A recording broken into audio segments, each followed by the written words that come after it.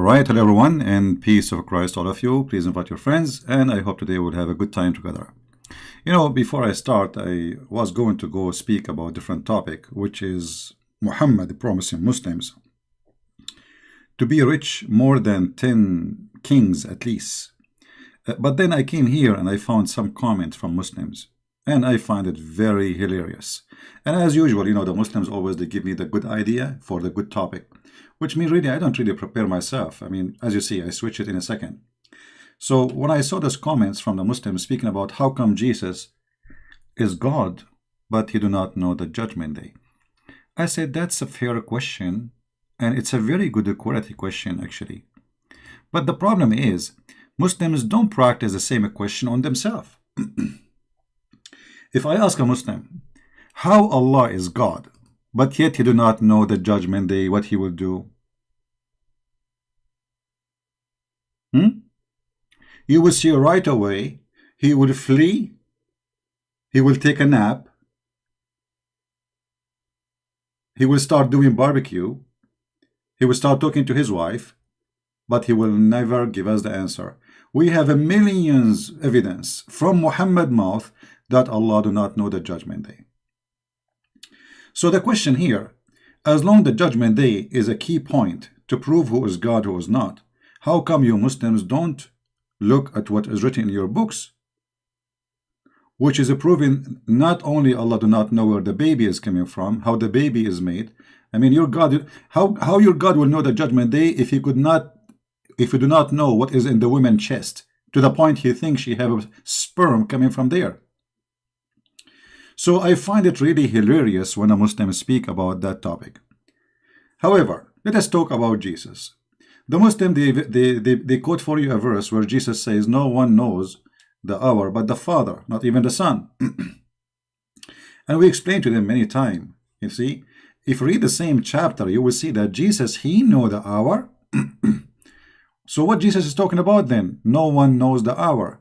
You see, the problem with Muslims, they don't know how to read like their prophet. All the chapter in front of you. And then shall appear the sign of the Son of Man in heaven, and then shall all tribes of earth mourn, and they shall see the Son of the Man coming in the cloud of heaven with the power and the great glory. And yet this person he do not know. Hold on. Where Jesus says, I am God, worship me. Jesus now is coming in the power and the glory over the cloud. But he's a man. He's just a man. And then he shall send his angels. Who shall send his angel? Jesus, he will send his angels. Do you see it? You are a bunch of crazy people. The same chapter saying that Jesus is God. As long you are taking the verse from that chapter, what about you take those verses too? Who is the one who will send his angels? Those are the angels of who? The angels of God. Who? Jesus. Now learn from the parable of the fig tree. The idiots sometimes they say to us, oh, how come Jesus do not know the season of the fig tree? You see, it's a parable. Anything Jesus he do for us, even if a fig tree is real, it's a parable to learn from. When the fig tree did not give fruits, this fig tree will die and will be cut and thrown in the hellfire. And then you will see Jesus keep talking and telling us what will happen in the judgment day. But as the day of Noah were, so shall... You know what? Let me play the whole chapter.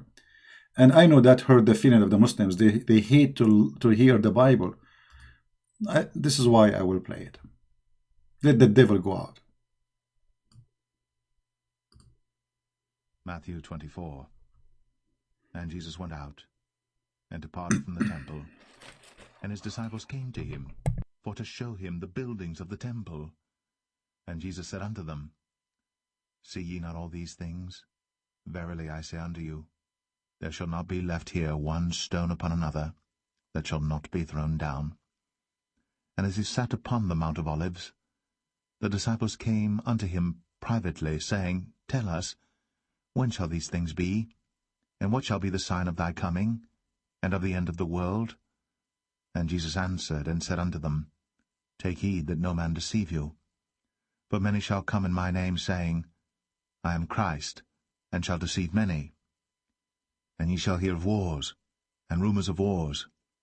See that ye be not troubled, for all these things must come to pass, but the end is not yet. For nation shall rise against nation, and kingdom against kingdom, and there shall be famines, and pestilences, and earthquakes in divers places. All these are the beginning of sorrows.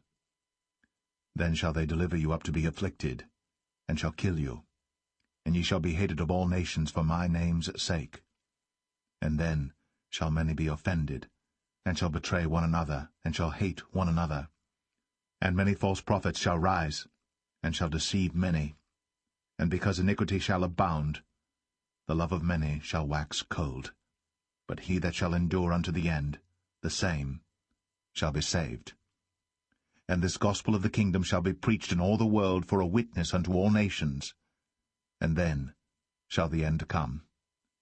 When ye therefore shall see the abomination of desolation, spoken of by Daniel the prophet, stand in the holy place, whoso readeth, let him understand. Then let them which be in Judea flee into the mountains. Let him which is on the housetop not come down to take anything out of his house, neither let him which is in the field return back to take his clothes. And woe unto them that are with child, and to them that give suck in those days. But pray ye, that your flight be not in the winter, neither on the Sabbath day. For then shall be great tribulation, such as was not since the beginning of the world to this time, no, nor ever shall be. And except those days should be shortened, there should no flesh be saved. But for the elect's sake, those days shall be shortened. Then if any man shall say unto you, Lo, here is Christ, or there, believe it not. For there shall arise false Christs, and false prophets, and shall show great signs and wonders, insomuch that, if it were possible, they shall deceive the very elect. Behold, I have told you before. Wherefore, if they shall say unto you, Behold, he is in the desert, go not forth. Behold, he is in the secret chambers, believe it not. For as the lightning cometh out of the east, and shineth even unto the west, so shall also the coming of the Son of Man be. For wheresoever the carcass is, there will the eagles be gathered together. Immediately after the tribulation of those days shall the sun be darkened, and the moon shall not give her light, and the stars shall fall from heaven, and the powers of the heavens shall be shaken. And then shall appear the sign of the Son of Man in heaven. And then shall all the tribes of the earth mourn, and they shall see the Son of Man coming in the clouds of heaven with power and great glory. And he shall send his angels with a great sound of a trumpet, and they shall gather together his elect from the four winds, from one end of heaven to the other. Now learn a parable of the fig tree. When his branch is yet tender, and putteth forth leaves, ye know that summer is nigh. So likewise ye, when ye shall see all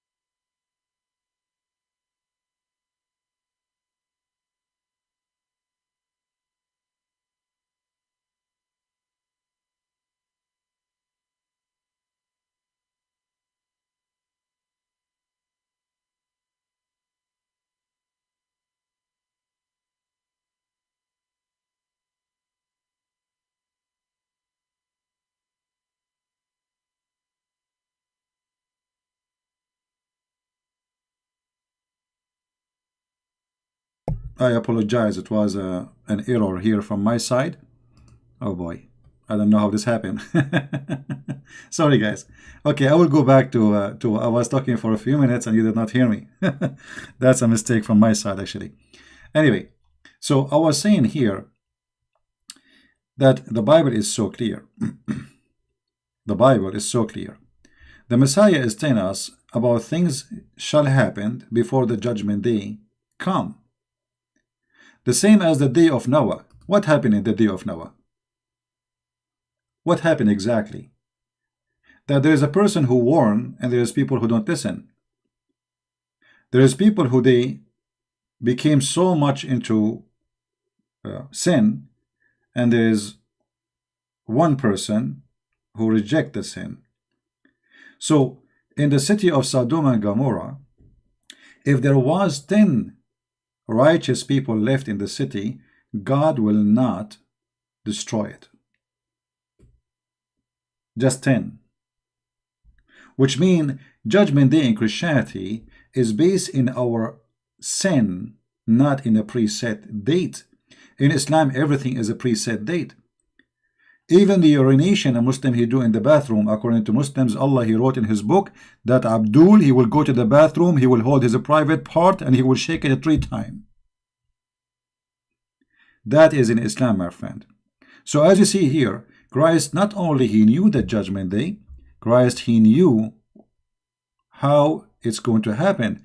But all what he's saying, that the decision is not for the Son of the Man to know, not in this earth now, because we have long time to go. And it's based on your sin. How faster your sin come, then the judgment day will come, and then the Father, he is the one who will make decision. However, you will see here that judgment of mankind is in the hand of Jesus the Christ, not in the hand of anyone. So when Jesus says, no one know the hour save the Father, that is his Father. Remember that. So how come you forgot that he mentioned the Father? And when he say no one know but the Father, he is not saying that he do not know the judgment day. He is saying that judgment day is a decision will be made based in your sin, which means the Father know when he will make decision, but that decision is waiting for your action, human being. The same as the day of Noah, as he mentioned in the verse. The day of Noah will never happen if people are not committing sin. But as the days of Noah were, so shall also come in the Son of Man. So he is comparing exactly, literally, between what happened with Noah and his people and the coming of Christ.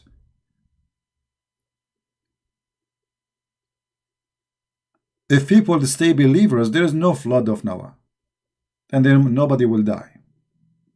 As simple as that. So who brought the flood upon them? It was us. So we in Christianity, we don't have a preset date for judgment day. This is what Christ is speaking about. Otherwise, he knew exactly all the sign. As you see, those things will happen. When those things will happen, look what it says here, which is amazing. Then shall 2 be in the field, and 1 shall be taken, and the other 1 left. 2 women shall be grinding at mill, and 1 shall be taken, and the other 1 left. I mean, he is giving you details. How much details you want?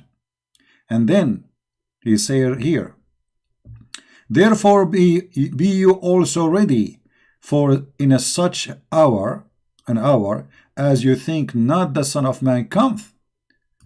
So the Messiah is saying to them, my coming will be a surprise for you. You will not be able to predict really when I'm coming, but be ready.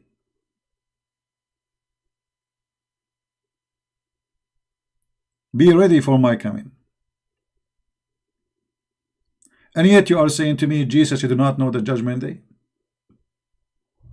All of those information he gave you, and yet you do not know? And not only that, Jesus, he is the one who will judge all mankind, as the Bible says. Look what John 16 verse number 30 says.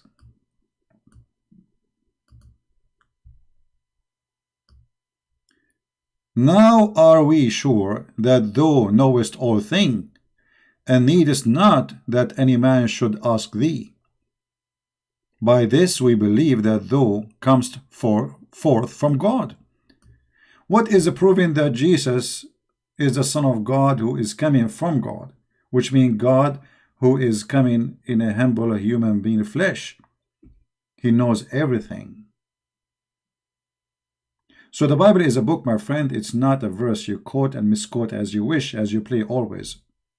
Jesus, he knew all things, and this is all over the Bible.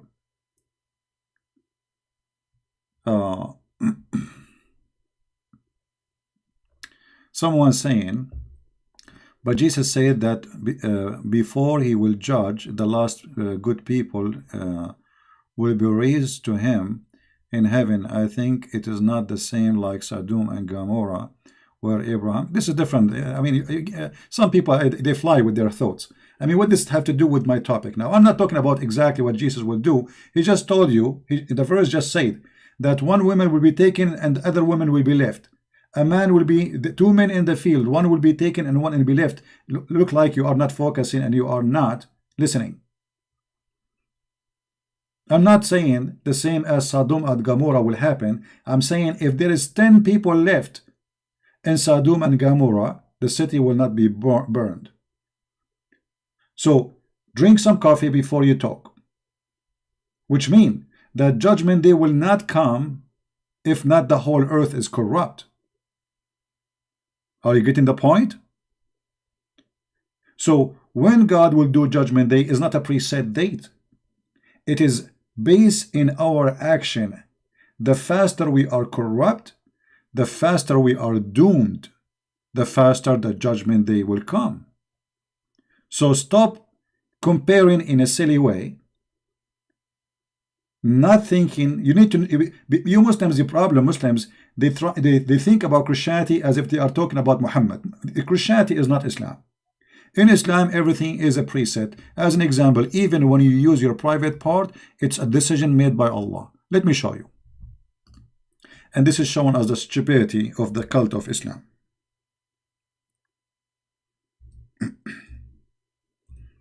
I mean, you don't have a freedom in Islam in anything. So when you say judgment day, I mean, what we are talking about, there's no judgment day in Islam because already you've been judged before you are being created. Stupid religion. Verily Allah has fixed the very portion of adultery which a man will indulge in and which he, if of necessity, must commit. I mean, have you ever heard of a stupid religion like this? What judgment day? You must commit sin. Allah, he wrote for you. So why he will judge you?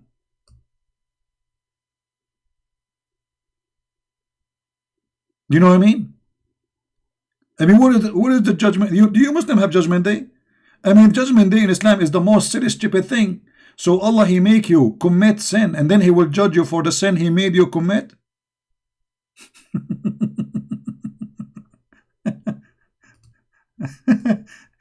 You know what I mean, guys? I mean, this is a statement made by an idiot of the village. Verily Allah has fixed the verily portion of adultery which a man will indulge, which means a man will do. Excuse my English, is not good. And which he of necessity must commit. Necessity, you idiot. Necessity, Mr. Idiot. So now I have to commit adultery as Allah, he forced me to do it, and then he will punish me for he forcing me. Did it say necessity to commit? I mean, how stupid this cult is. Muslim Abdullah, you want to call me? Oh, okay. Well, my Skype is not open, Muslim Abdullah. You are scary, my friend. To be honest with you, I'm shaking right now. Let me open your Skype for you so to see how good you are.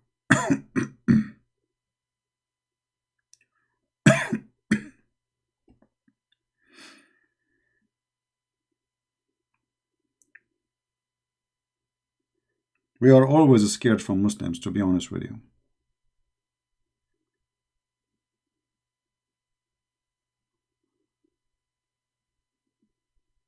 All right. I will log in Skype and let us see Mr. What's his name? Muslim Abdullah.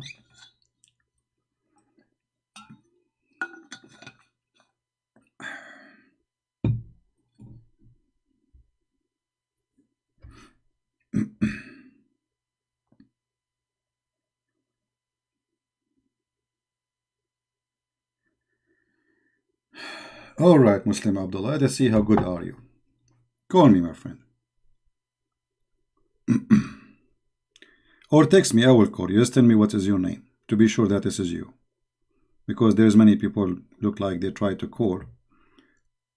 So to be sure which one is you.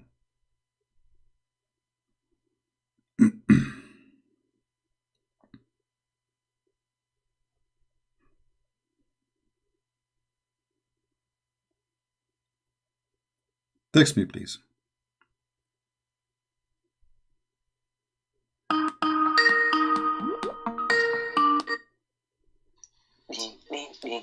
Yes. John 20:17. Go ahead, my friend. You are live on air. Go What ahead. does Jesus say? John 20. My God, your God. What does he say? Okay, my God and your God. What does that mean? I have three options for you. Either you accept Jesus is not God, or you accept God has a God, or you accept that the Bible is corrupted. Okay, well, let us see which option works for you. First of all, Three do options. you want me to answer you, or Tell you me wanna, another option. or you get the answer already? Do you want me to answer? Are you calling me to answer you, or you will answer yourself? Okay, then All right. answer my question. Or okay, just let me answer you. Okay, let me answer you. Do the Christian believe? Okay, Do the Christian believe? Hold on. take it easy. Do the Christian believe in God the Father, God the Son, God the Holy Spirit? Sorry? Do the Christian believe in God the Father, God the Son, God the Holy Spirit? Then that verse contradicts your No, Trinity. no, I'm asking you yes or no. Either you say yes or you say no. I'm sorry. You believe the Bible is 100% true, don't you? Listen, absolutely. I just Don't you answer you. believe the Bible You is see, 100% true? Don't I you believe corner you in a second, and now you are trying to change the topic. Does the Bible teach that we believe in Bro, God the answer Father, my God the question. Son, God Do the you Holy believe Spirit? the Bible Please is answer. 100%? Don't change the topic. You ask me a question. Let me get you busted. So, God the Father, Do you God the believe the Son, Bible is God the Holy 100%? Spirit. Simple Is question. Jesus Yes or no? says? Yes or no? Please answer that. Did Jesus says that he is obedience to the Father? Please answer that. I'm answering you. Did Jesus say in the Bible that he is obedient to the Father? I don't know. Did he? Yes, You he tell me. did, and this is why he said, "My God and your God," and you got busted. And now I'm going to ask you: Please. Okay. don't use the F word, idiot, filthy coward. Don't use the F word. Okay, I'm not relax. Why you are using the F? Why you are using the F word? Why you are using the F word? Now listen. Do your God know the judgment day? Do your God have the shut up? I answer you. I answer you about your question. It's my time to ask you a question, To the please. Jews, Can I I- am a Jew. Mm-mm. To you, I am you. To- To the free man, I am a free man. To the slave, I am a slave. Thank you very much. What? You are what? Tahiyya in Christianity. Potato. Are you going to hang up now? No, I'm not gonna. Okay. I'm Simple asking you in question. front of me. I have a hadith. I answered you. I have a hadith about your God. Let me talk. You see, they say I hang up on Muslim. He will not let me Simple talk. question. Look. Okay. He's like a It's machine. this. I believe. He's like a 100% machine. Quran is true. He's like Do a you machine. believe Are 100% are you Bible going is to true? let me? Are you going to believe that? Are you going to let me talk or no? Please answer this question. I It's like answer yes you or no, already. please. It's my time. I'll let you Want a talk. question from you? Want a question from me, please? I'll If you let don't you mind. talk. If you don't mind, you you ask me a believe the question. Bible is 100% You true? ask me a question. It's my time to ask you a question. Please be a man. Is that okay? Please. Okay, do you believe Jesus is God? Okay, I just answered you about the first question you asked me. It's my time now to ask you a question. You said yes. Can You we say yes or no, I'll can we clarify. do that? Can we do that or no? First, clarify. You see, my friend, Jesus not only my God, he is your God and the God of Muhammad, and Muhammad will kiss his shoes, and Muhammad will be judged by the shoes of Jesus. Now I answered you. Now, Can you please answer me? Can you answer me about this? How your God control your penis and he make you commit adultery and then he will punish you? For, how your God will punish you, you idiot? Are you going to keep talking? Shut up. The Bible is exposing you, Christian. The Bible is exposing you. You are a coward. You will not let me talk. This is the whole story, isn't it? Alhamdulillah. Okay, I'll let you talk. Answer that question. It says here, says, I answered you already. I say it. Verily Allah has a fixed portion of adultery which a man will indulge. My father, your father. I answer you about that. Are you stupid? Are you going to repeat the same question again and again? Are you stupid? Okay, so how your God, listen, coward potato, how your God will force you, how your God force you to commit adultery and then he will punish you for committing adultery. Explain to me. You're deflecting. No, I'm showing you the hadith in the screen. It's in front of you. Allah has fixed the very portion of adultery. I answer you about your question. You are stupid or what? How many times I can repeat? I did. I said to you, Jesus said that he is obedient to the Father. Jesus said, my God and your God. For Jesus, he teaching us that there's God the Father, God the Son, God the Holy Spirit. Now you have to answer me. What kind of listen? No. Hold on. You can reply. You did reply already. You are a potato. Are you scared for me to reply? No, you will reply. Hold on. I will let you reply as much. I promise you. I will never hang up on you. But one question from you. Me. Otherwise, I will hang up on you. One question from you. Me. Either you say yes, or I will hang up on you. Okay. Why you running away? Well, I answered you. It's my turn, my friend. It's my turn to ask you a question. The same way you asked me. I answered you. Now, how your God is ordering you to commit adultery and he's forcing you to do it, and yet he will punish you for doing adultery. The mic is yours. Go ahead. Read the hadith, please. It's in the front of you. Read it. Are you blind? Okay. Let me research. Well, say again. What do you mean research? The hadith in the front of you. The hadith in the front of you on the screen. Tell me the source. The source, it is Da'if hadith. I said where what book? It's a book of Da'if. Book of Da'if. Huh? The book of Da'if. Yes, book of Da'if, hadith number what does Da'if mean? Hadith number this is the name of the book, the Da'if hadith. The book of week. Yes, the book of Da'if hadith, yeah. Da'if week. Yeah. It's weak. Listen, I'm showing you the hadith in the screen. Please read it and answer me. What do you want from me? It said book of Da'if. Yes, the book of Da'if. You are getting exposed by the hadith itself. Why you don't answer me? What kind of God he forced you? Read the hadith and then we will see what book it is. Read the hadith first. What does Da'if mean? Please, what does Da'if mean? Is you, like your God. Your God is Da'if. Your God is weak. Your God is a weak God. We know that. Now this is the question. Why don't you tell your ignorant friends? Listen. Why you will not answer? Why you are avoiding the answer? Why you are avoiding the answer? You are in trouble, right? What kind of God? What kind of? Why don't you say that? What? Why don't you tell them that it is a Da'if hadith? I just told you. I told you this is the Da'if hadith. You're telling me right now because I told you to give me the source. Okay, and now are you going to answer or not? It's a Da'if hadith. So? What do you want from me? So if it's Da'if, it's not accepted? It's weak. So you are saying the one... Most likely it doesn't... It's weak. It's most likely false. It's false. Okay. It's weak. So it's false, guys. Here we go. Okay. Well, this is Sahih hadith. This is Sahih hadith. You idiot. I got you busted. You are a stupid idiot, and I got you busted. This is Sahih. This is Sahih Muslim. This is Sahih Muslim. This is Sahih Muslim. Hadith number 2657. Sahih Muslim. Hadith number 2657, and you are an idiot, and you got busted. Now, what kind of God he is going to make you use your private part and commit adultery, and then he will cut it for you for using it? Bismillah. Answer. Has fixed the very portion of adultery. Yeah.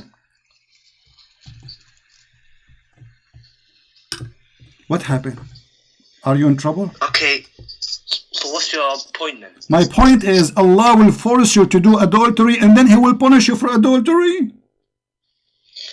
How does... okay, listen. The very portion of man adultery commits. if the portion of adultery a man commits. Okay, what's your point? I just told you. Are you going to repeat the same question again? What's your point? What's your point? What's your point? What's your point? What's your point? My point is, let me repeat my point. Let me repeat my point to a slow Muslim. Where does it say we have to commit? My point. It says he must commit. Are you blind? He must. I'm sure I'm not like you, innit? Where does it say? It says here, which he of necessity must commit. What does necessity? Which of necessity must commit. Allah will force you to do adultery. He wrote for you a portion of adultery. Simple English. The person that is necessity means the person that he's going to commit it. Basically. Yeah, but he will indulge. Who wrote it for him? Who wrote it for him? So dumb, man. Who has the fixed portion for him of adultery? Who is the one? Does it say Allah has fixed of the very portion of adultery? You give me a hadith that is da'if, and I answer you from that da'if week, yeah. But Abdul, potato, this is not da'if. Potato, this is not da'if. Abdul, I was making fun of you. You are stupid. This is sahih. You just said da'if hadith. I was making fun of you because you will say to me it's da'if. I know what you will say. This is Sahih Muslim. I told you. You're not listening. Okay. Sahih Muslim 2657. Okay, then so if it's sahih, okay, listen, in if it's Allah. it's people of necessity. Okay, do you know what yeah, that but means? it says who is the one who wrote for you the very portion of adultery? Who is the one who wrote for you? Listen, Abdul. It says there in the beginning, verily Allah has fixed the very portion of adultery. What has fixed the very portion of adultery mean? It says people of necessity. Listen. Listen. What Allah? You said. It says Allah. He wrote Allah. It says Allah. Abdul. Every man shall commit. Where does it say? Exactly. It says Allah has fixed the very portion of adultery. Start from and explain. Go ahead. Line by line. Go ahead. The portion of adultery. Yeah. Look. Portion of adultery which man indulges in. Okay. It's basically who is the one who fixed that very portion? Who is the man? Who is the one? Of adultery a man commits. Okay. Who is the? So what's wrong with that? Who is the one who has fixed the portion of adultery? Who? What his name? The one who has the fixed portion of adultery. Is that the man or Allah? Stop. Listen. Tell me. The portion of adultery a man. I'm asking you, who is the one who made the fixing of the very portion? Is it the man or Allah? Who decide the fixed portion? Is it the man or Allah who decide the fixed portion of adultery? Allah decide. Okay, what's wrong? So Allah, He decide for you how much adultery you will do, correct? Where does it say every man, you idiot? Abdul, does it say Allah? It's for everyone. It says it's a man, you idiot. It doesn't say every man. Every man? Okay, so guys, this is not for every man. This is for who? This is not for every man. Okay, this is for who? Okay, hold on. Okay, it says which a man will indulge. Shut up. Just go, stupid. Let your mom call me. I don't want to talk to kids. What a stupid potato. I thought you are a man, you are a kid, you want to just shout and make me lose my voice. We got you busted. Coward like your prophet. Any donkey in the world can read English, he understands clearly. Allah has fixed the very portion of adultery, which a man will indulge. Any man. This is not for a specific man, so don't play games. You are a coward like your prophet. So what judgment day? So Allah will make you do adultery and then He will punish you in the judgment day for adultery? What a stupid God. And just to show you how stupid you are, the second I say da'if, you get lucky. It's da'if. This is da'if. Da'if. It is not da'if, you donkey. I was trapping you because you Muslims are not honest. I say to you sahih, you say da'if. I say da'if, you say sahih. It doesn't matter what I say, you will say the opposite. We know the game.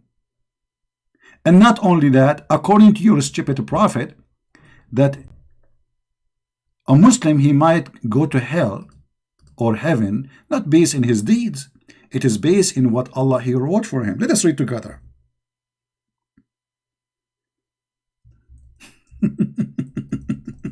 My God and your God.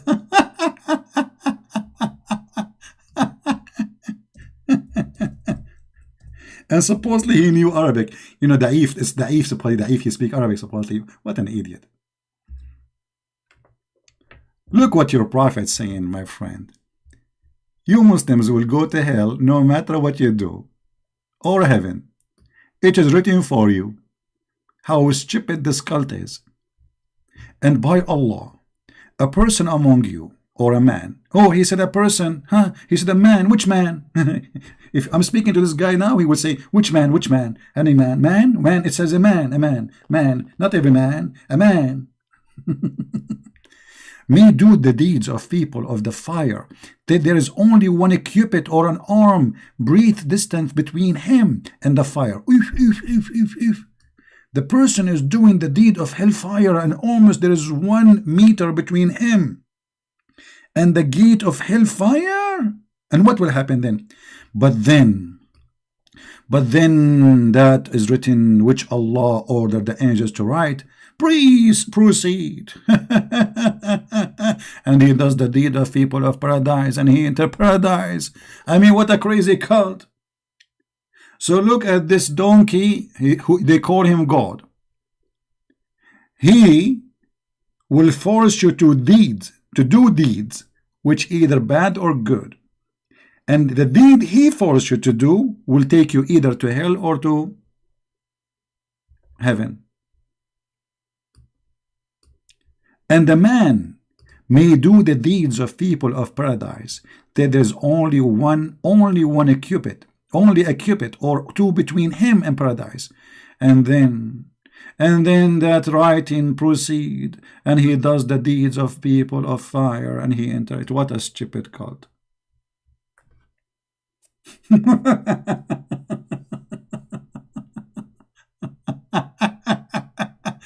So you see, we give even stupid children to call us chance. And look what happened to them. He starts lying, fabricating, says that this is not about every man. But as you see, we confirm it. This is for every human being. Muhammad is not talking about a human being only, talking about every human being. When he say a man, it says any man. And here we ask ourselves, if Allah will send me to hell or to heaven based in the deed he wrote for me, so what believing in Islam mean? And what praying mean? If at the end of the day is what wrote for him, it's going to happen. Read carefully. This is different hadith. It says, by him beside whom there is no God, that one amongst you, the guy now he's calling me, who says, see, one amongst you, not all of us. You act like the people of deserving paradise. Enter between him and paradise there is a remain of a distance of a cubit. When suddenly the writing of destiny overcome him, and they began to act like the distance of hell, and thus enter hell. Do you see it? Stupid cult. Stupid cult. What judgment day? There is no judgment in the Islam. I mean, the idea of judgment day in Islam is stupid, because already the judgment is done. Correct, guys?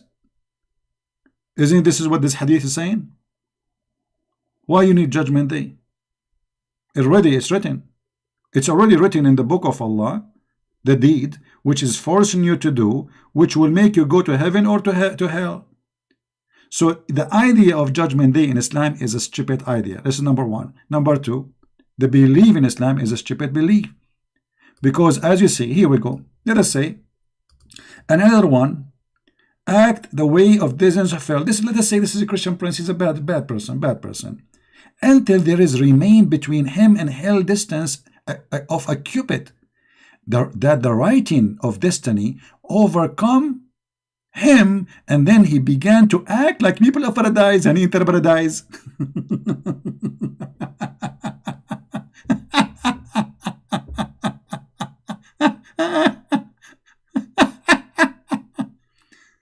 I said, Da'if, you stupid, CP. Yeah, I said Da'if because he will say to me, if I will say to him the hadith Da'if. This is just to show people how Muslims they play game. The second you say to them Da'if, they think they find like, okay, Da'if, we love it, we don't like it. It's rejected. Da'if. First of all, the word Da'if does not mean rejected, you're a liar.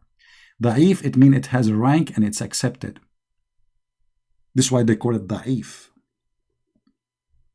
Da'if, go and watch the video of Imam Hamza, Sheikh Hamza. He says to you, those who say that they come with the da'if, the da'if argument, they have weak hadith, they come with weak argument. For weak hadith, it pass. It did not flunk.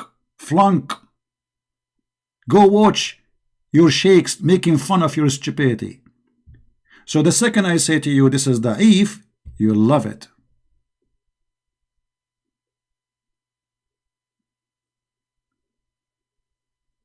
I'm lying? No, I'm not lying.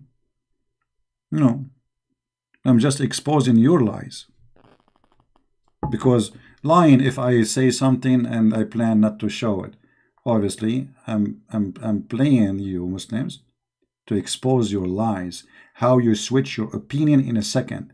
The second I say da'if, suddenly this hadith is potato. The second I say it is a sahih and I show the proof, suddenly this hadith is amazing. So a moment ago this hadith is garbage. A moment after, the hadith is correct. It's good. And it's perfect. There's no mistake there.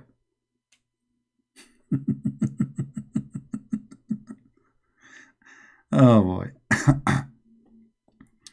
And look at this, look at their strategy.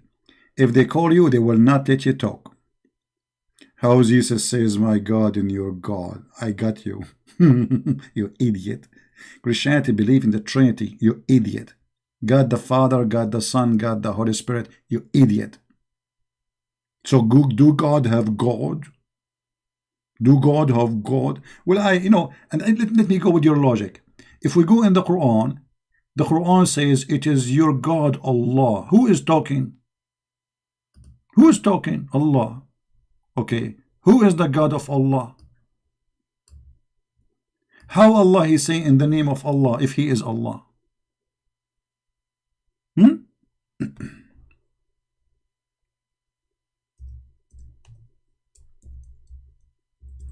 Let us see some jokes in the Quran.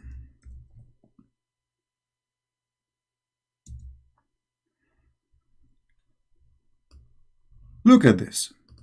Allah says, I'm using the Indonesian translation. Let us switch to English. It is He, Allah. Look, it is He. It is He who. He who. Ha, he, ha. It is He.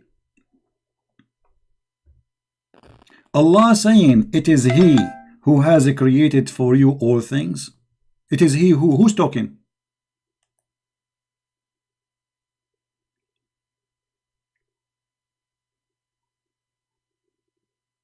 Who's talking?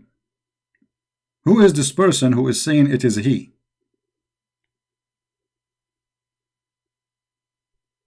Anyone can tell me? It is He. What a crazy cult. Oh, this verse is da'if too. If Allah is talking, why He is saying it is He who has created you all things? Obviously, this book is written by a man. He always forget to switch. The author, he's telling us that Allah is the one who created everything. As simple as that.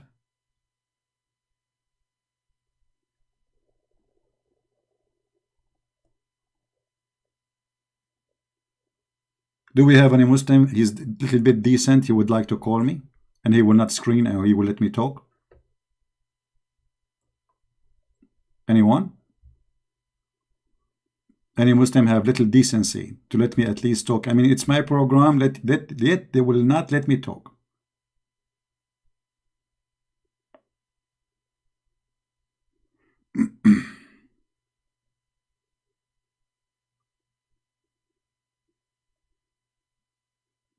You believe it?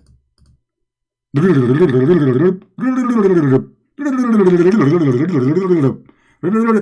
know, the reason they will not let me talk because they are scared. Like when Mimi Hijab, he said to the Muslims, do you want me to debate the Christian Prince? The Muslims, they believed him. They thought we are going to debate. The second we called him, you know, Christian Prince, play this video, mute him, shut him up. They will not let me talk. Cowards, potatoes. Where is the debate?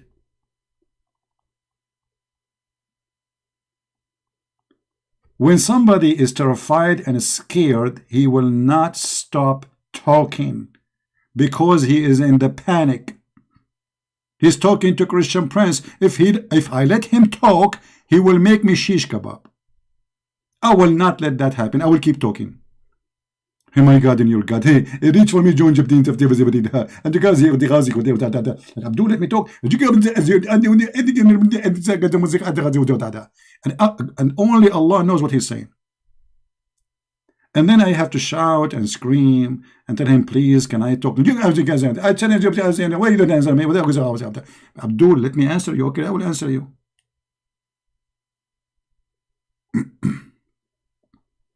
Tapi, we don't want to change the topic now. Today's topic is about the Judgment Day. Let us go back to the Judgment Day.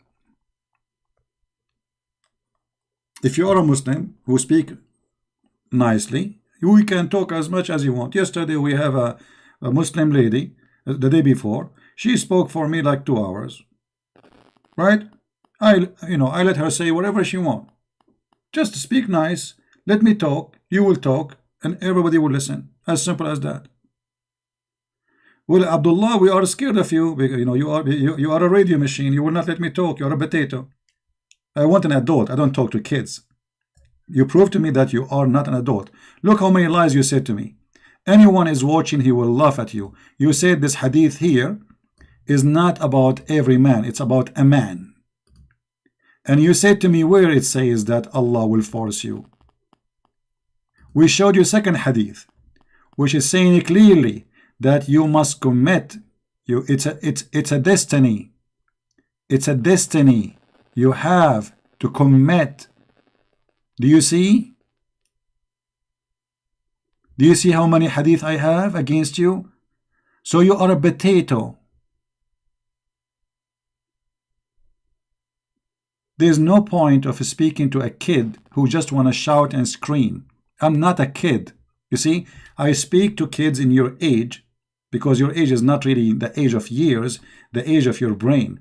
So I'm not a kid to speak to someone with your brain who will not let other people talk. Learn the manner first. You ask a question, I give you the answer. I ask you a question, you answer me. And when you try to lie, people will laugh at you.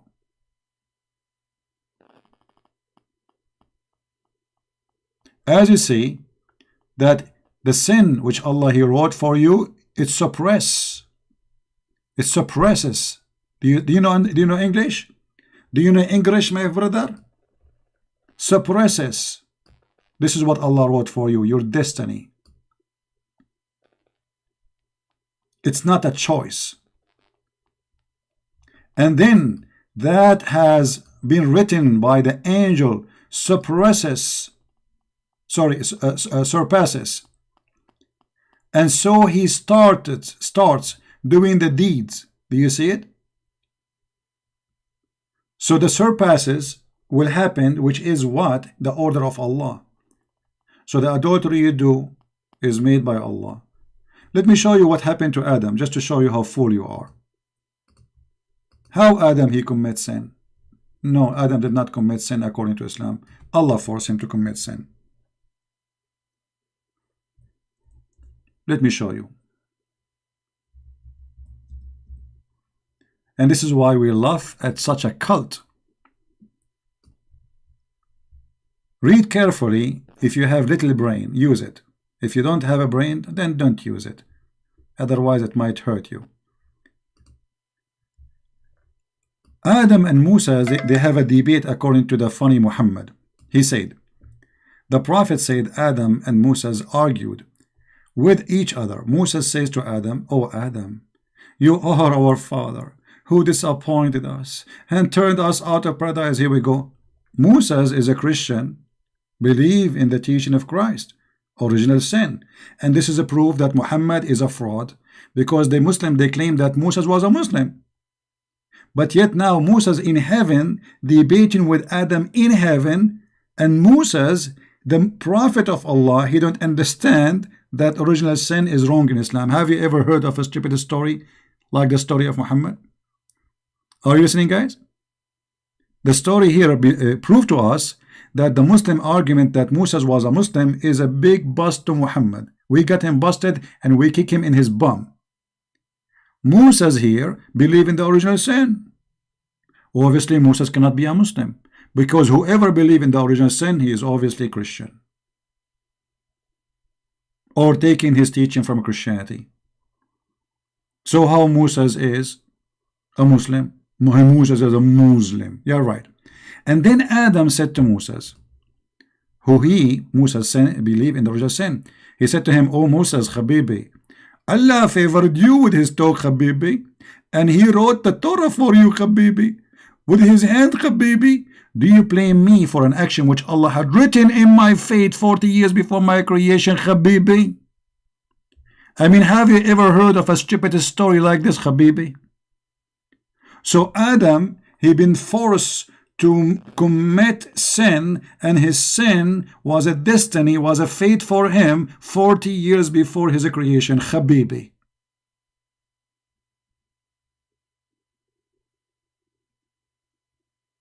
Have you ever heard of a stupidity more than this, Habibi?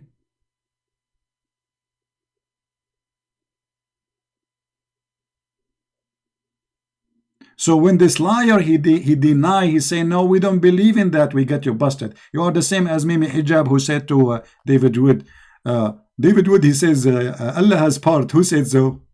Who said so? Allah said so. Muhammad said so." So we have no time for stupid talk, my friend. We spank you and we take you with some meat and we throw you as bones. And everybody now, you are the one who used the F word, you filthy. You are talking about insult? Guys, did he say the F word to me? A person calling to debate and to defend Allah, he used the F word. Well, obviously you are speaking about the F religion. Because if you are not from the effing God, you will not use the F word in your debate. And you are talking about insult? After less than 60 seconds from you calling me, you use the F word. Not even 60 seconds. This is how much it hurt.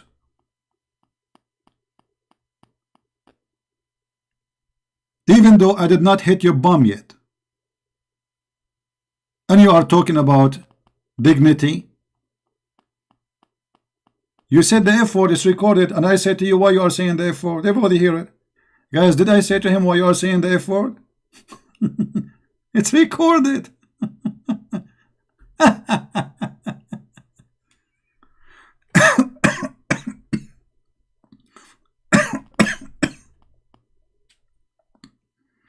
Provide evidence, you idiot. It's recorded. It's in the video here. After we finish, people will hear it. No sound? Oh, look like I have a bad broadcast. Oh boy. All right. Is it better now? Is it better now? Yeah, sometimes we have a slow connection. Sometimes, not always. Is it coming? Are we good? All right. And anyway, you know, for me, I just get you busted, and we prove you that you are a liar. You said that the hadith does not say that every Muslim man, he shall commit sin, and this his sin is written by Allah. And as you see in front of us, we are showing reference after reference, proving that you are nothing but a liar. And there's no point even to speak to a liar. Go and celebrate your lies with the devil. The hadith is in front of us is clear from any games. Your prophet get you busted, not me. So when you try to defend by lying, people are laughing at you. If we read the hadith again,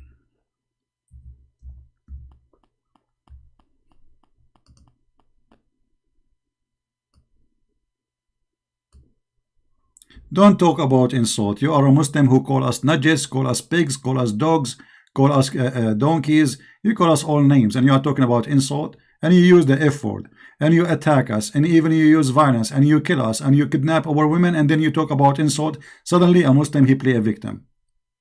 After we spank him, he play a victim.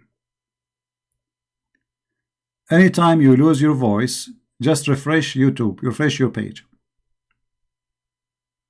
Just refresh your page. So read carefully with me.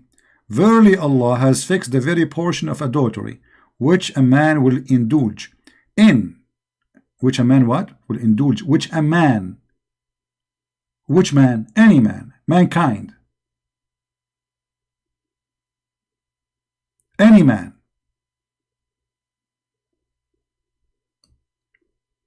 So when you lie and you say this is not what it's saying, we are laughing.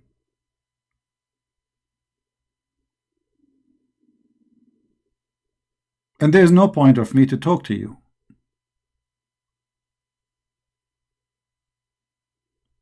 You will not let me talk.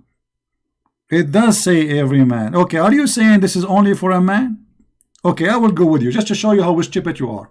Guys, it is a man, not every man. Okay, why Allah will write for a man the adultery he will do as destiny? I will go with you just to show you how stupid you are. What kind of God he will force a man to commit adultery? Okay, Abdullah, you see, obviously your IQ is extremely high, and this is why we could not understand you, my friend. Let me take a screenshot of your words so everybody will laugh. Selfie with Abdullah. Guys, it doesn't say that CP. What? It doesn't say that CP. It doesn't say what? It doesn't say every man CP. It says what then? It says a man.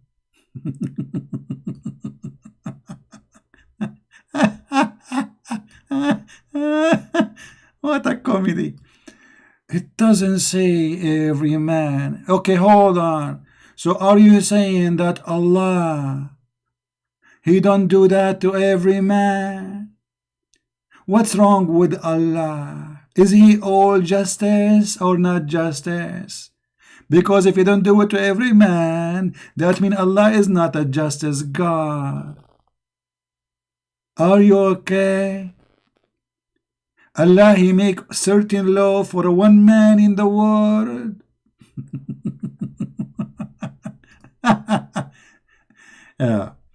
Abdul, when your prophet, he said, just to show you first how stupid you are, in Arabic it doesn't even say a man. It says, Inna Allah kataba ala ibni Adam. Allah, he wrote for the sons of Adam, you donkey. Do you see how we get you busted? So you play a game, and you go left, and you go right, and you go up, and you go down, and then we spank you with no mercy.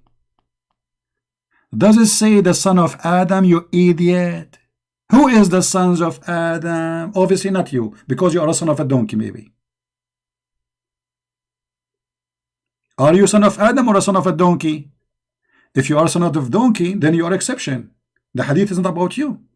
If you are a son of Adam, then this hadith is about you. Do you see how stupid you are, Abdullah? Are you there, Abdullah? Abdullah, are you there, brother?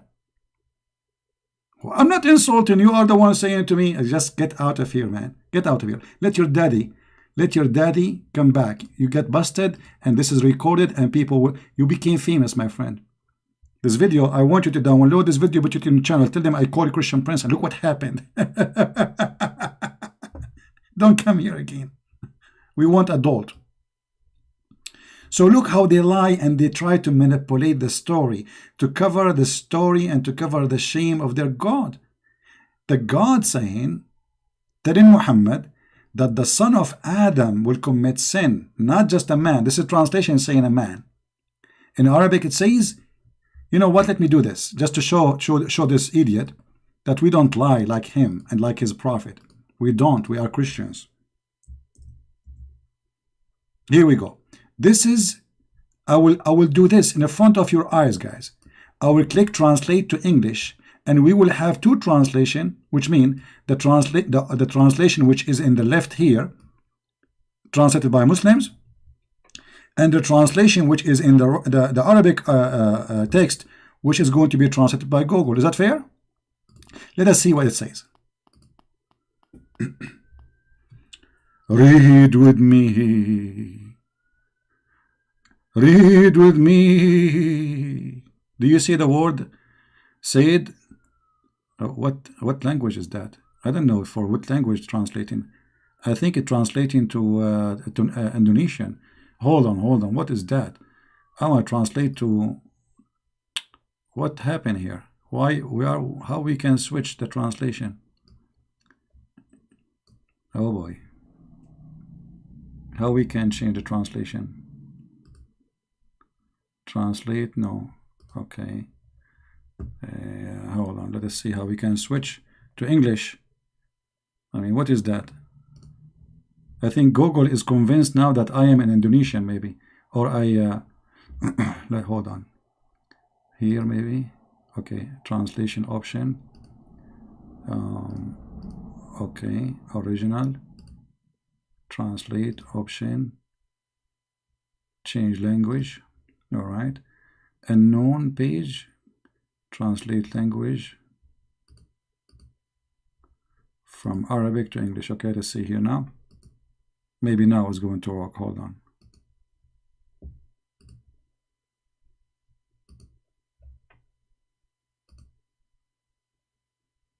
No. Okay, option. Change language. All right. Arabic. For some reason is not recognizing Arabic. I'm not sure why. Here we go. Translate. All right. Read, Abdul. Read. Written on the son of Adam. God has written on the son of Adam. The potato, he's saying, this is not for every man. So when your prophet says the son of Adam, he don't mean every man. What he mean? Every duck? Do you see, guys, how you debate Muslims? Don't show them all your paper right away. Let them walk in the quicksand. You know, a Muslim, when he called me, he's like a duck. He start with her legs and start walk. The more they do walk, the more they are in trouble. And then at the end, show them what is enough to destroy all the delusion they try to build to defend their God.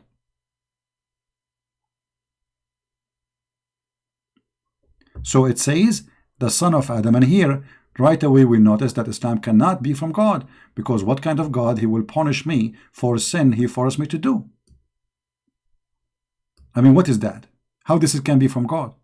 So this God, he made me get horny and go and have adultery and sleep with women, and this is what he decided for me to do before he created me, and then he will punish me for doing what he ordered me and forced me to do. Have you ever heard of a stupid religion more than this?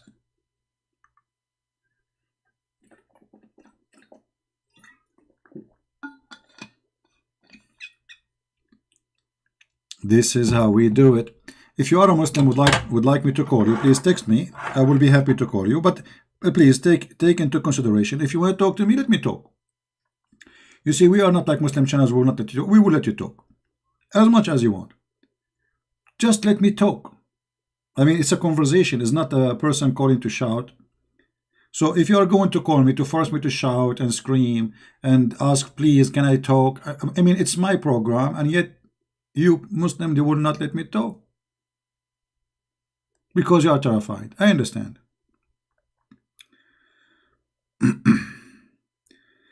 Let us see if we have any Muslim would like to call us.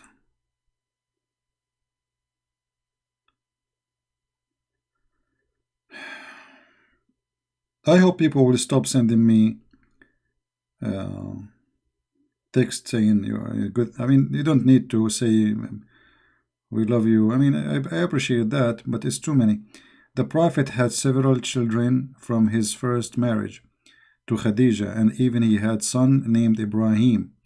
This is Islam Wahid, the one who called me 2 days ago using voice changer. I think it was a male using a female voice changer. This is how brave they are. And infant in 10 years. Okay.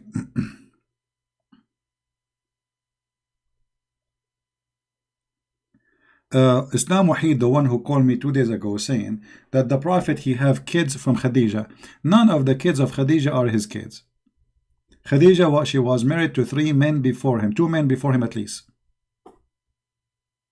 And the verse in the Quran confirm that Muhammad, he cannot have children. This is how ignorant the Muslims are. Isn't it the Quran says that there is a man was making fun of him and he called him abtar, which means he is cut off?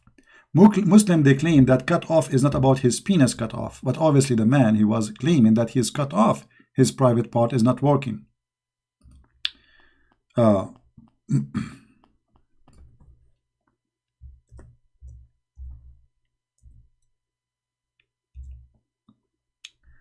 Chapter 108, a verse from the Quran, is speaking about something very silly, very stupid.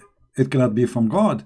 It is from Muhammad, who been insulted by a man who was making fun of him because his private part is not working. And look at this verse. I mean, have you ever heard of a chapter is 3 verses? That's it? Can't you make it longer, bigger, taller, shorter? What is this? 3 verses? Quran 3 verses? What happened? Allah is out of words? Then we gone to the fount. What fount? Fount of water. What is that? What kind of water? Al-Kawthar. What Kawthar? It's a river. What river for what? I mean, look at the connection between the verses. They're stupid. Therefore, to the Lord, turn into prayer and sacrifice. Why? Muhammad needs to sacrifice for what? What is this? What the relationship with giving you a river and then pray to Allah and sacrifice, and then the one who say that you are cut off, he is the one is cut off. Anybody understand anything? So look what we have in the verse. We have a river, we have a sacrifice, and we have a cut off. What is the relation between of them?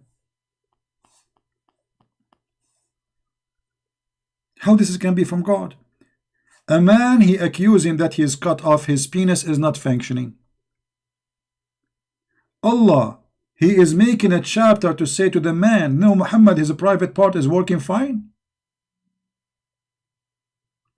And giving Muhammad a river because he was insulted?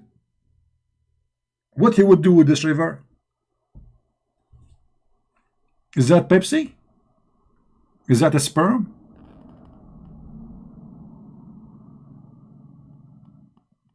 This is a chapter. I mean, can you call it even chapter? Imagine, this is a chapter. Chapter 108, 3 verses.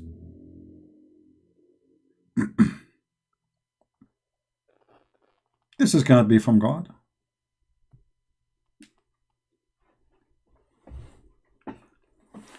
And then the Quran says that Muhammad was not the father of any of your children or your men.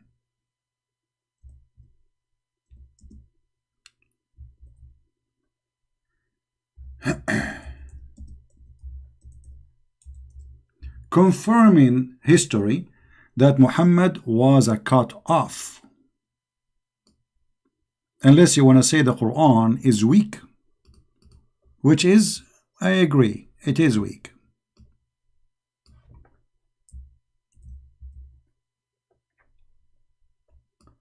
Muhammad, after having sex with all those women, how come he could not have children?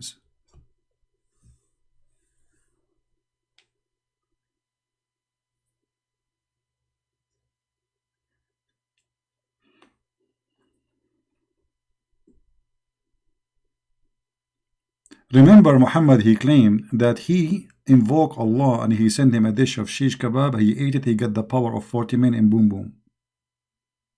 Which is a hilarious story, because that's God. He cannot make Muhammad's private part function correctly unless he go to the kitchen and he use some recipe, get herbs, Viagra, mix it with the hot pepper, you know, ginger, you know, bring in some a spice from India. I don't know what he did in the kitchen, but it made Muhammad supposedly get the power of 40 men. Now, I don't know, like this guy, he took us away from our topic. So you see, we were talking about if Jesus knew the judgment day or not. We proved that this is absolutely false statement from the Muslims. But look, the Quran proved to us in every single verse in the Quran that Allah cannot be God and he do not know the judgment day. Let us go to one verse in the Quran which is enough to prove to us the whole story. All of you heard the Muslims claiming that Muhammad, Allah, he split the moon for him. But nowhere in the Quran it says that, by the way. It's a very stupid verse. You see, when you read in the Bible that Jesus, he made a miracle, you will see the story, who was there, the incident, the crowd, the people, the names. Here, there's nothing. Chapter 54, verse number 1. The judgment day is nigh, and the moon a cleft asunder. What is that? If Allah is the one who split the moon, why he is not saying, I split the moon and the judgment day is near? Allah here instead is reporting an eclipse, claiming that this is judgment day. How that can be?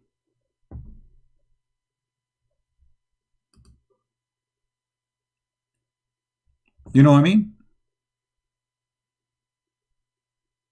Do you see it? And the one who is saying to me, go back to Egypt, Copt, don't worry, we are going to go back to Egypt and we will take it back. This is the land of the Coptic, we will have it. Always the land come back to the real owner.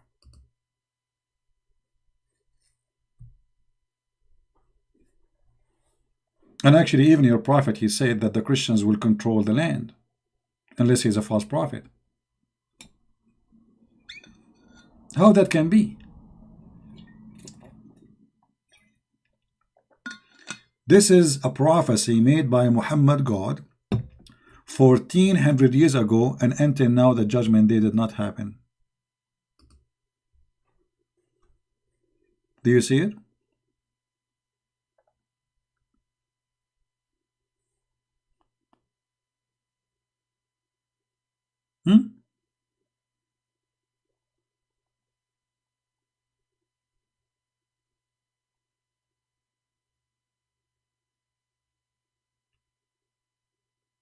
Any Muslim have an answer for this? How the eclipse became the judgment day sign?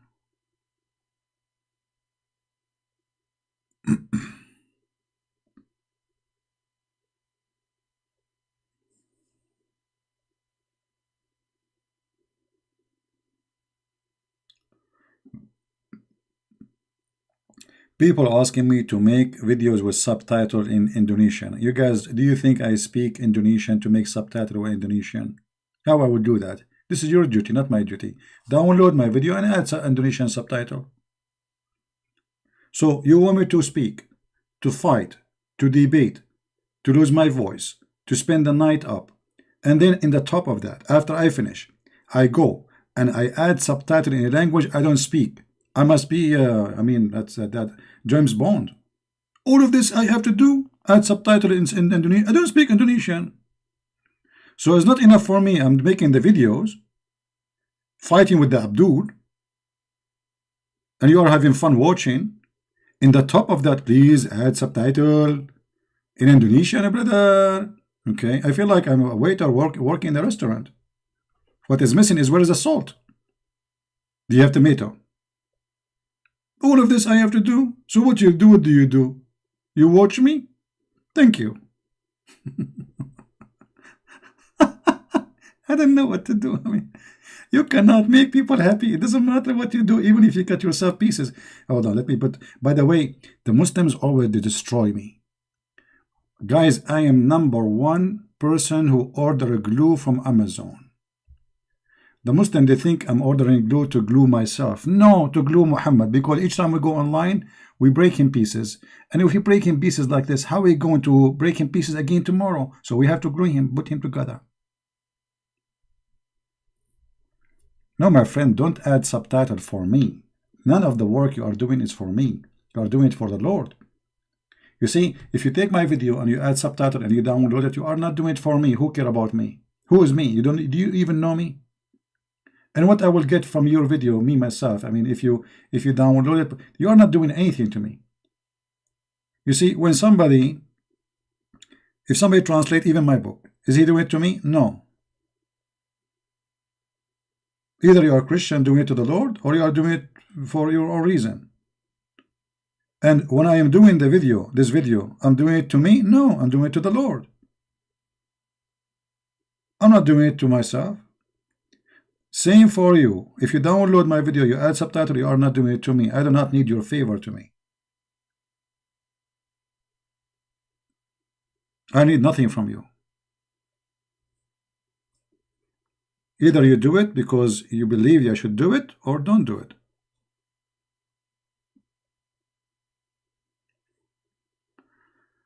All right.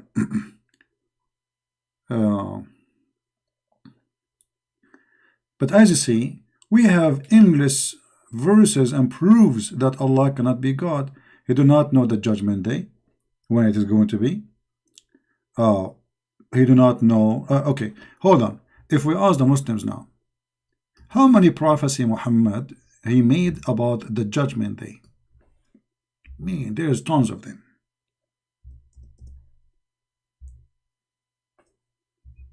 Each one of them is hilarious.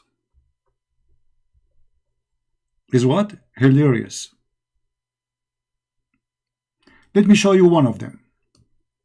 One of the signs of the judgment day.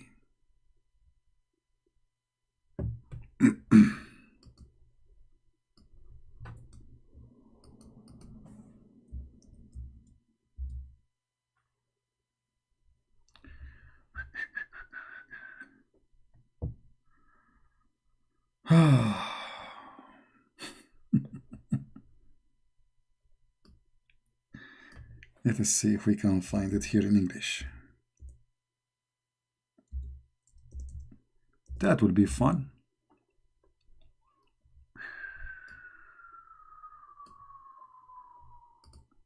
Let me show you this one. Oh, hold on. They will say to you, this is da'if chain, brother.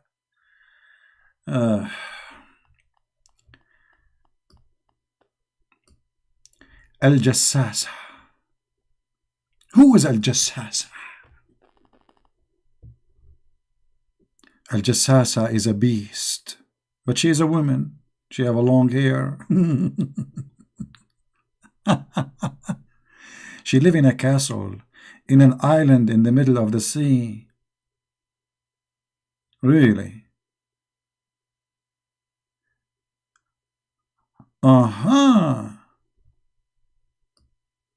The Messenger of Allah said one day from the pulpit, when some people were sitting in the sea, like Jack Sparrow. Are you there, Jack Sparrow? Their food was finished.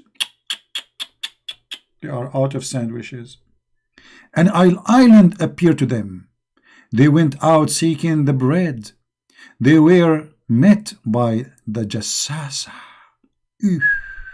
Between two brackets, the Antichrist spy. If. I said to Abu Salama, what is a Jassasa? He replied, a woman with trailing the hair of her skin and of her head, she said, in this castle. He then narrated the rest of number 1, blah blah blah, tradition, hadith, etc. So what is a Jassasa? And look how Muhammad is confused. Once he say a Jassasa is going to send by Allah and is going to have the staff of Moses and is going to have the ring of Sulaiman and is going to make the Muslim white and the infidel black, and here he is saying she is an Antichrist spy and she is a woman, she have a long hair. Look at this hadith here. And this hadith is sahih.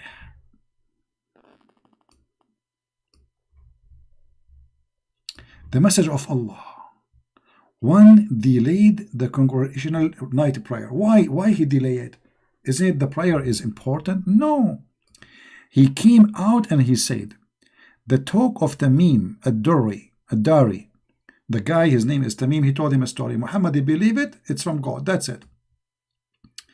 And then he said, speaking about an island in the sea, all of a sudden he found a woman who was trading her hair.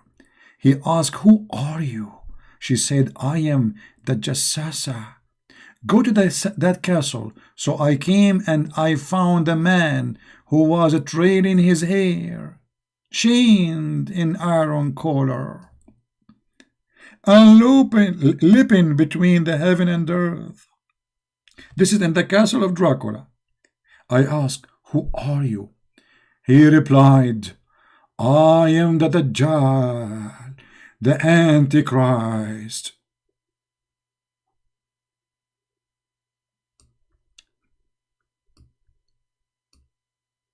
And he said, has the prophet of the illiterate people come forth now?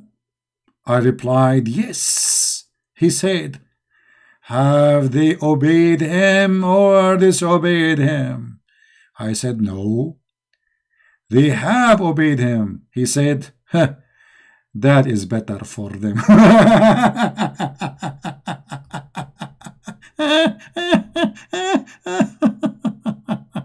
Unbelievable.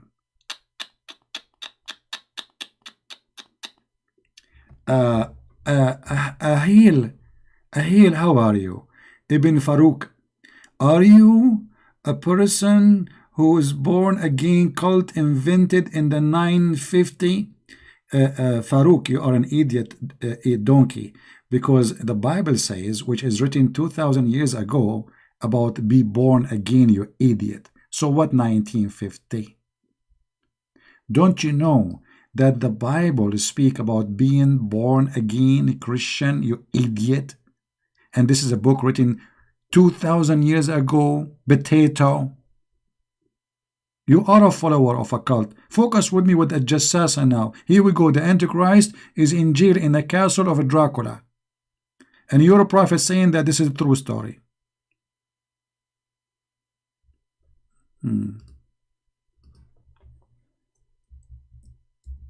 Idiot. You do not know your religion and suddenly you want to tell us about what is the born again. Do you know even what born again mean? Let us show you the born again verse to show you that you are a certified idiot. Literally, not metaphorically.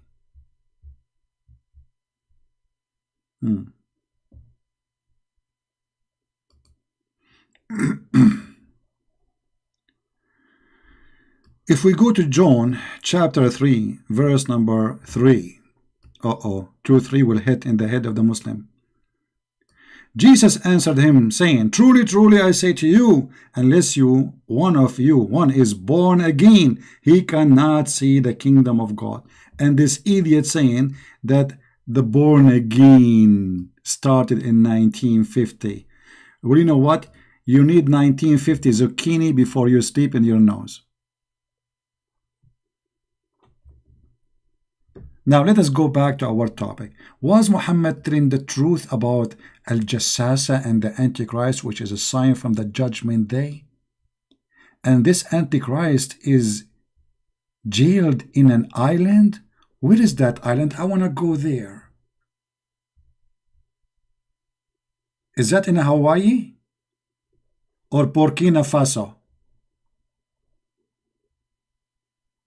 Huh?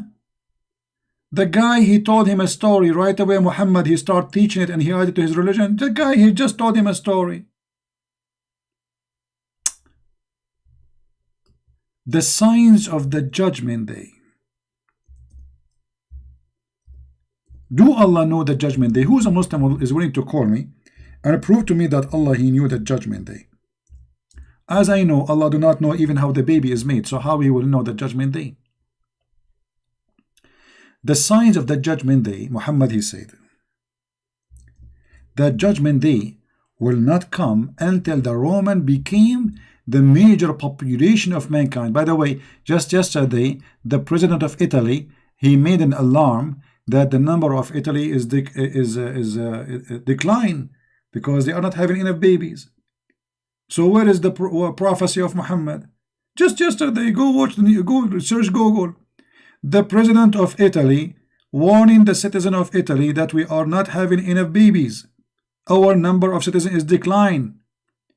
Muhammad saying that judgment day will not come until the Roman, they are the major population of the earth.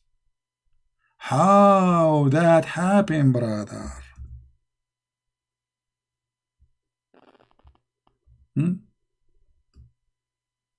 Was Muhammad drunk? Is the Roman the majority of mankind, brother?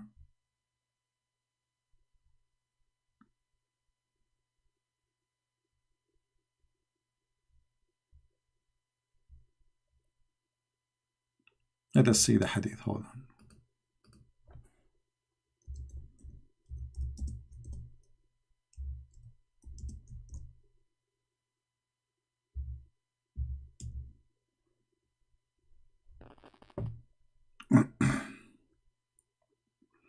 A clear evidence that Muhammad is a fraud.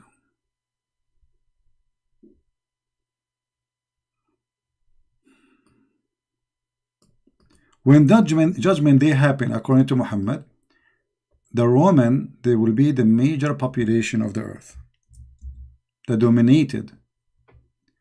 I heard Allah Messenger. Hold on, they will say this is da'if. No, this is not. Sahih Muslim, hadith number 2898. B. I heard Allah Messenger saying, the last hour would come when the Roman would form the majority amongst the people. I mean, how the Prophet, he knew this, man. Look at the Roman. Look at the Roman. They are the #1 population in the world. For sure Muhammad knew about the judgment day. His God told him that. Allah, he knew. Huh?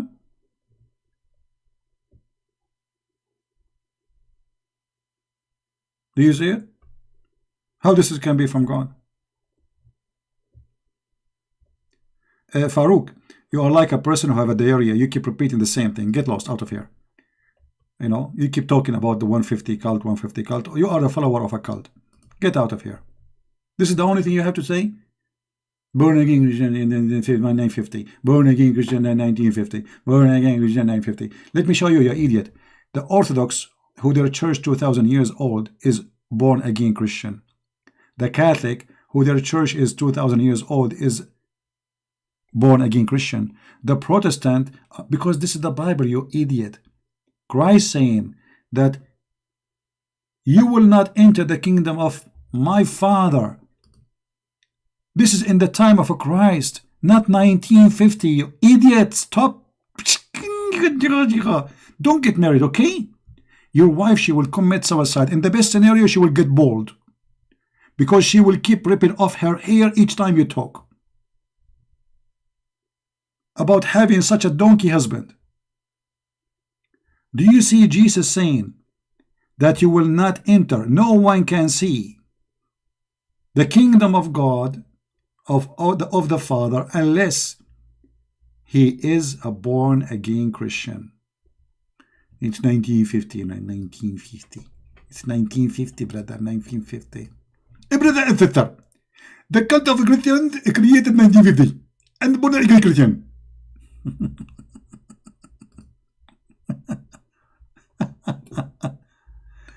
I'm being patient. What do you think? You know, if I am not patient, I will not be able to talk about this topic all this year. Trust me, this topic will make you have heart attack.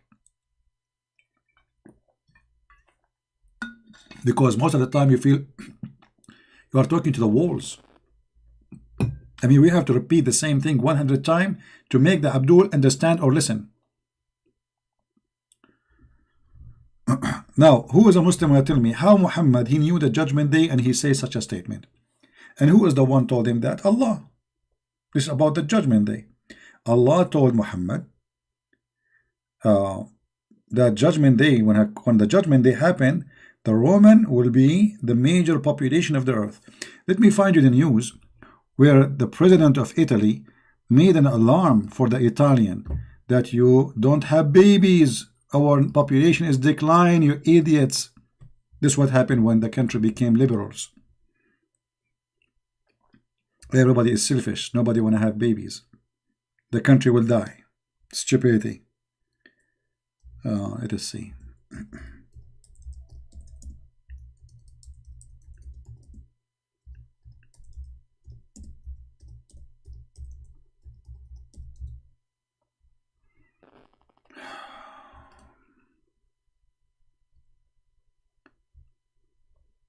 Here we go. When the news appear, look how embarrassing for Muhammad. How embarrassing. Look at this. This is just 1 day ago. Guys, do you see it? 1 day ago. Italy faces what? A threat over low birth rate. Do you see it? 1 day ago. Yet Muhammad the idiot said that judgment day will not come, and the Italian, hey Tony, Lamborghini, the Bambino. According to Muhammad, the Bambinos, they will be #1 populationos in the worldinos.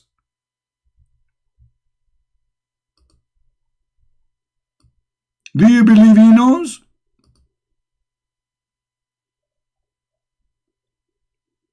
This is what Muhammadino is saying, that the Bambinos, Tony and Johnny and Italiano, they will become #1. The pizza will cover all the world, the pizza. Everywhere you go in the world, the Italiano, eating pizzano.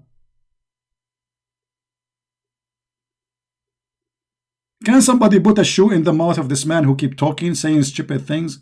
This is the sign of the judge, and the last hour would come when? Not only a sign of the judgment day, no, the judgment day will happen when the Roman, the Italiano, Bambino, Itam Pizzino, they are the majority of population. I mean, somebody put like a 10,000 cup of cappuccino in the mouth of Muhammadino so he can wake up a Nino. Because obviously he's speaking stupiditino. And you are asking me about Jesus knew the judgment day, and look at your Nino.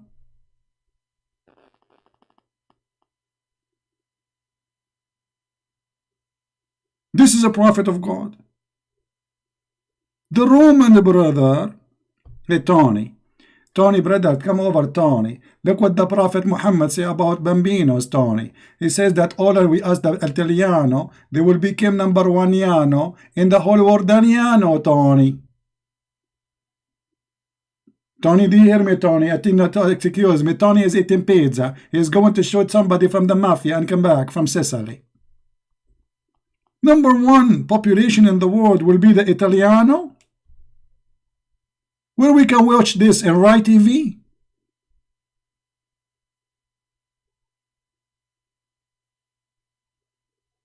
And you are coming to us to say Jesus do not know the judgment day.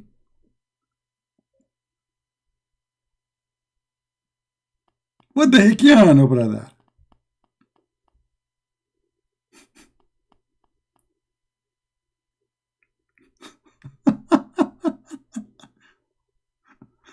Oh boy. My Italian is very good. You should see my French, man. You know, my French is so good. My French, my Spanish, you know. I know a lot of, I mean, I speak very good Spanish, like basura, amigo. What is this? This is a prophet of God, and this is what his God told him? Are you serious? Are you serious, Yano?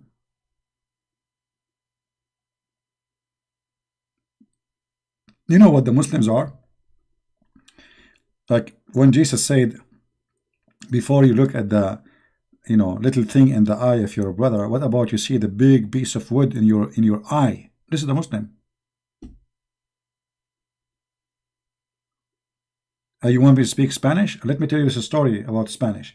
Once I have a guy, he's a Mexican. he come and he throw garbage in front. He put it in the front, like in my trash can, you know. So I told him, he don't speak English. So I told him, listen, you cannot throw your garbage here. Throw it in the front of your house. The guy, he's saying, Basura, Basura. I said, okay, listen to me, Mr. Basura. I thought this is his name. I said, nice to meet you. You cannot throw garbage here. He said, Basura, Basura. I said, okay, I got your name. Your name is Basura. We got that. So now, can you please stop putting your garbage here? Throw it in the front of your house. And then he keeps saying to me, Basura, Basura. Then a guy was walking by. I said, can you translate for us, please? He said, Basura means garbage. I said, uh-oh. Okay. I thought this is his name. This is how good my Spanish is. Oh boy. Oh, let me tell you this story just for a break. Forget about Muhammad's stupidity and l'Italiano. Once I was in a restaurant. You know, it's like an open buffet. A guy, he was with his wife in the front of me, and they got the dish of food, really very delicious. So he was pointing his finger about the dish, and he said Bonita. So me, I thought this is the name of the dish, you know, Bonita. Okay, that's easy. Second day, I went to a restaurant, but it's not open buffet. The waitress, she came. I said to her, Bonita, I want to eat Bonita, you know.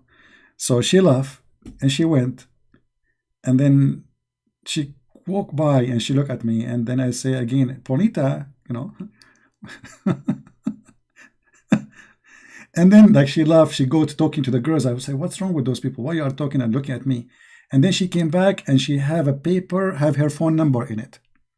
So what's wrong with this restaurant? I asked for food. They give me a phone number.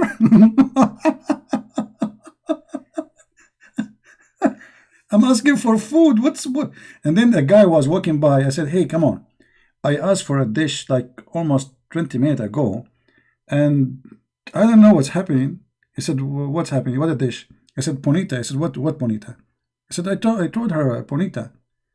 He said, Bonita, sir, mean pretty, beautiful. I said, okay. Okay. No wonder she gave me her phone number. This is what happened to an Arab when he go to a Spanish land. He think Bonita is the name of the dish. Anyway, at least we get a phone number, right? Yeah, I was flirting with her without knowing, you know. But I was asking for the dish. I was saying Bonita, you know. And actually I make in my hand like a dish, you know, like sign of a dish, Bonita.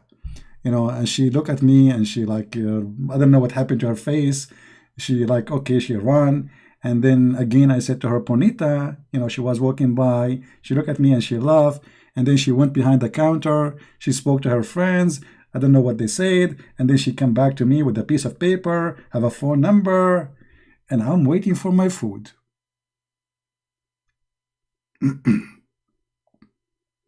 All right. Bonita. I'm so glad that Muhammad did not hear this word. Otherwise, he will make a hadith about it. He will make a story, and he will make it coming from his God. Bonita, Bonita, yeah, Bonita. Anyway, Bonita, she got the point. Obviously. All right.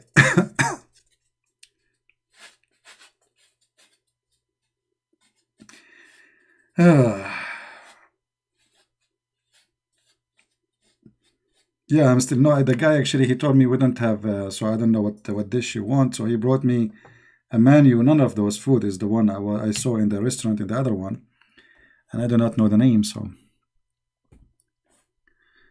all right.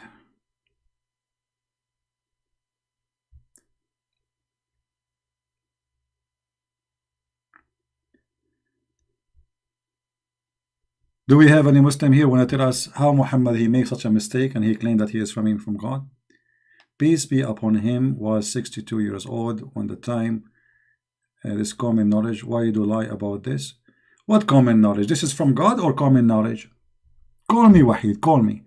Guys, look what Wahid said. Muhammad, peace be upon him, was 62 years old at the time. And this is common knowledge.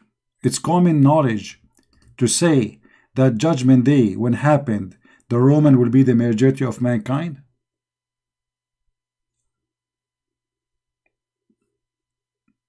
Is that right, Wahid? This is common knowledge at that time. The prophet, he have several children from first marriage. He didn't have any children. All those are children of Khadija. Even the Shia, they believe only Fatima is his daughter. The rest are the daughters of Khadija.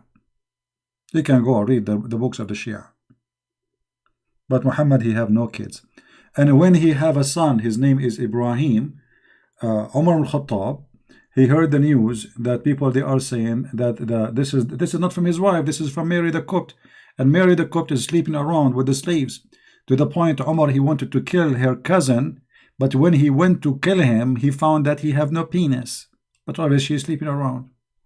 Even Aisha, she said to him, don't you see he don't look like you? Why you are crying? Wahid, your prophet said, I was the most weak person between all mankind in sex. Did he say that, or I'm lying? Did he say that or no? He said that. Why he say that? Because everybody is making fun of him. This is why he exaggerate about his God, giving him a dish of shish kebab. He ate it, he got the power of 40. And I'm not sure how he measured the 40 thing. Maybe there was a race in the time of Muhammad. They do boom boom, like in the front of the camera, and see who can do it more. How Muhammad, he knew that he got the power of 40 men in boom boom? Is that like a live thing in TV? They do it. They bring like 40 men and 40 men in one side and Muhammad in one side. And all of them, they are doing boom boom. Why you do say bi-ism is wrong when you can say libni ibni? Islam Wahid, I don't like stupidity. Let me show you how stupid you are. Why I say bi-ism is wrong? No, bi-ism is right. Bism is wrong. This is bism. And why you keep jumping from topic to topic like a monkey? Bismillahir Rahmanir Rahim. In Arabic, there is nothing. It's called bism. Do you want me to prove it to you? Here we go. From the Quran. The correct is bi-ism. There is nothing. It's called bism. Do you see it? Do you see how many verses? فَسَبِّحْ بِإِسْمِ رَبِّكَ الْعَظِيمِ. Do you see it? فَإِقْرَأْ بِإِسْمِ رَبِّكَ الَّذِي خَلَقْ. That is the correct Arabic word. Bi-ism, not bism. The Muslim, they took the alif from Al-Fatiha to make it easy for recitation. And this is how they corrupted the Arabic. Imagine, they take letter even from their Quran, which means they are corrupting the Quran just for the sake of making recitation easy, because it doesn't sound good when you say Bismillah. So they say Bism. See how they corrupt? For the sake of singing, they take letters from the Quran. There is no rule. You are a stupid idiot. This is not a rule. Even your scholar, they say that was taken off for recitation. Go search in Google, you will find the answer from Muslim scholars that the word bi-ism changed to bism just for easy recitation. That's all.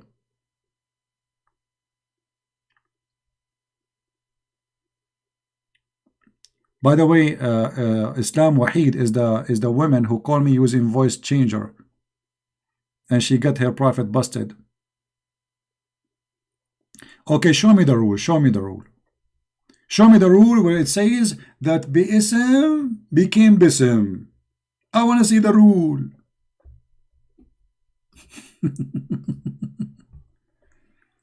Oh.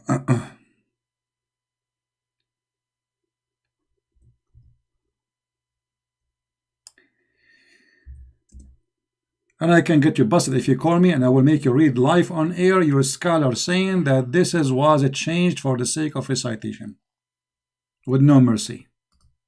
Here we do nothing but spanking.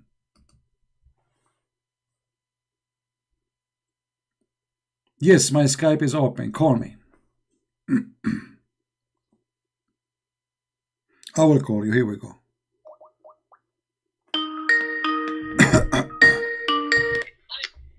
Hello? Hello. Hello? Yes, I hear you. Go ahead. So, when you say to my, how do you say to my son in Arabic? Well, first of all, I want to ask you, are you asking using your voice changer? Why? Like, does that matter? Just because people, they are saying you are a man. I did not really get attention. Are you a man or a girl? Why do you care what is between my thighs? Why you are using voice changer? Is it true when they say that you're a Christian predator? Christian predator? What does that mean? You told that Muslim sister that you want to have sex with her? Well, the one who told you that is a filthy idiot. Do you have a proof? Well, you were asking her for her panties and for her boobs. That's a lie. That's a big fat lie. I was reading for her a hadith where your prophet said, suckle me. And she is your sister. She is a whore, like you. Because if you are not a whore, you will not lie saying such a statement. Your sister, she was saying that Jesus, he played with his mother boobs. So do you think a Muslim woman, she is not a whore, will say that?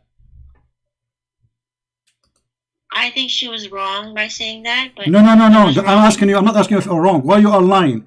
She is the one who said that Jesus, he played with his mother boobs. Does that make her a whore or a good woman? If a Muslim woman, she said that about Jesus, and you Muslim, you claim that Jesus is a prophet of Islam. So if a Muslim woman, she said that Muhammad, he played with his mother boobs and he was a guy, is that woman, she is a Muslim or she is a bad woman and she is a whore? She's not a whore, but she's just ignorant. So what do you mean ignorant? So if anyone say such a thing is ignorance, a second ago you said to me, I am a predator because I said that. So how come I am predator for saying that? But if she said that, she is not a predator. She didn't ask for sexual pleasure. I did not ask her. You are a liar. I was reading for her. I said to her, well, in fact, your prophet is the one who ordered women to do breastfeeding for adult. Suckle me. So now let me ask you, as long you are saying that the one who says suckle me is a sexual predator, that means your prophet is a sexual predator. You are exposing your prophet. Thank you very much. Do you agree that your prophet is sexual predator? Because I was reading your prophet hadith. Which hadith is that? Suckle me hadith. This is why I said to her, suckle me. Oh, when it says suckle in the hadith, it means to transfer milk into like a container. Really? The word suckle is suck, to suck, not to drink. He said ardi'i, not give him milk to drink. Yeah, so to put the milk into a cup. That's a lie. Can you show me the reference where it says such a thing? Your prophet, he never that. He said suckling. Suckling is to suck from the nipples, not to drink from a cup. And you are lying again, using your voice changer, Fifi.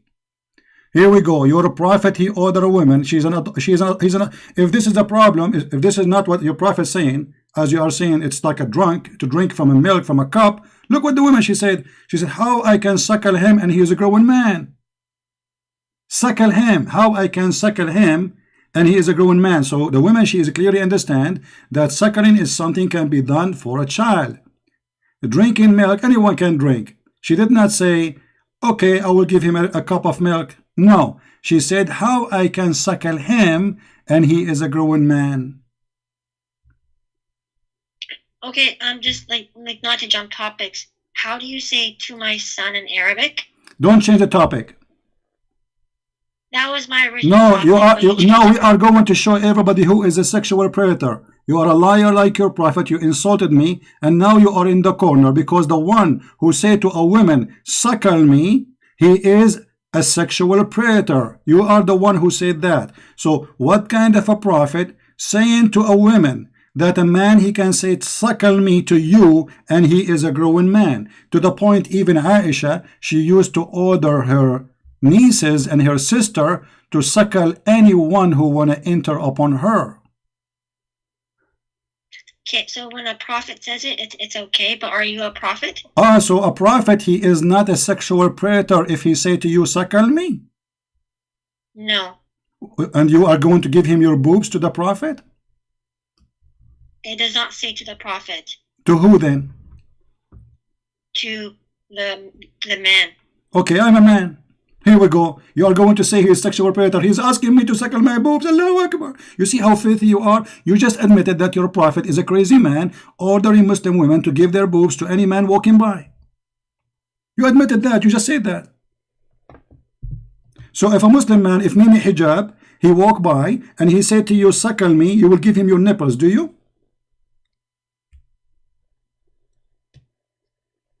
No. You just said you would do. You said the prophet says so, so I will do. I ask you, if the prophet says that to you, you will do? You said yes. If the prophet said it? Yeah, the prophet said that. Who said that? The prophet, he said that. I just showed you the hadith. And Aisha, as you see, this is the hadith Sahih al-Bukhari. And there's many hadith. This is Muwatta Malik here in front of us, saying that Aisha, she ordered her nieces and her sisters to suckle any man when they enter upon her. And he had to suckle them 10 times. And you said, yes, you will do it. So why, if you suckle a strange man, that will not make you a sexual predator and him sexual predator? But if I ask you about your prophet teaching that, that will make me a sexual predator, because you Muslims are hypocrites. You are trying to frame me to make me look bad, but the fact, the filthy sexual predator, and you help me to prove it, is your prophet. Because you just said, the one who said to a woman, suckle me, he is a sexual predator. And it's your prophet who ordered all men to say to any Muslim women, suckle me. And you said you have no problem with it. Did you ever suckle anyone before? Or any man, he asked you to suckle me to practice Islam, or no? No. Why not? Isn't it, this is the teaching of your prophet? Are you ashamed of it? I think it was just like normal thing back then. Guys, how slavery was normal back then. At that time, it's normal for a woman to go in the bus, take her boobs, and anyone start suckling. It's normal at that time. You Muslim, you practice that normally, right? But this is not true, because the woman, she said to your prophet, obviously your prophet is the one who started this madness. She said to him, how I'm going to suckle him and he's a grown man, which means nobody did that before. The woman, she said to your prophet, how I'm going to suckle him and he is a grown man. Can you read? Do you know how to read? Read it. It says, the prophet said, breastfeed him. Look how Muslim they lie. They say, put milk in a cup. Does it say breastfeed him? And this is your Muslim translation? And the woman, she said, how I'm going to suckle him and he is a grown man? Okay, I'll ask about this hadith. No, you will not ask. You will ask. You will answer now, because you insulted me. You have to apologize. The one who is sexual predator is you, and whoever follow this religion. Because when somebody quote for you from your religion what it teach, you don't accuse him by asking you about it to be sexual predator. Shame on you to lie. So you follow a liar like Mimi Hijab, who is a coward. You don't dare to debate me, making lies, editing my videos, and I am reading for her exactly what she said here. And she is the filthy woman who said that Jesus, he did this to his mother. So in return, I said to her, well, hold on. It's your prophet who ordered women to suckle men. Suckle me. This is what I said. So why you Muslim lie and you fabricate stories? Suddenly you became, I asked her to take off her panty. Where you get this from? You edit my videos. I say Muslims, they go to heaven, they take off their panties. You take off my video, you cut it off, you make it pieces. Shame on you. You have no dignity. In my videos, I use the word penis, I use the word vagina, because I'm reading Islam. Islam is filthy cult. So you cut my videos and you put it together to make it sound something different. Shame on you. You Muslim, you have no dignity. You see, 2 days ago you spoke to me. I treat you with respect, correct? Yes. Okay. Today you brought insult to yourself because you're a liar. I just watched the video that Okay. Farid Do you responded agree? on his- yeah. Do you agree that your brother who made this video is obviously a scam and he is a liar? He should not do that because he edited the video. Well, He did not show the whole truth. If the prophet did say this and you're just quoting like hadith, and I don't think that you're wrong. Okay, but no. The story is why he edited the video and take it out of context from what happened. Why he did not show what your sister a second ago she said. Why he took it off. Don't you agree that your brother is a fraud? He is editing the video just to make a point against Christian Prince in order to frame him with no truth in that framing? Okay, I will ask him about it. No, don't ask him about it. I'm asking you now. Because I can play right now the video of your sister who said what she said and everybody will laugh. She is the one who is filthy, not me. I was speaking to her nicely. I did not say anything. I don't know why he left it out, but I can ask him why. No, we know Maybe why. he can re-edit it and- We know why and you know why. Be honest. He is just a coward. He's trying to avoid debating me. And because he knew he cannot debate me, so he got those videos to play to get, so he will not debate me. As simple as that. As simple as that. You know, and I know, everybody knows. And now, if I take your video and I cut your words out of a sentence and I make a false story about it, does that make me a decent man? Be honest.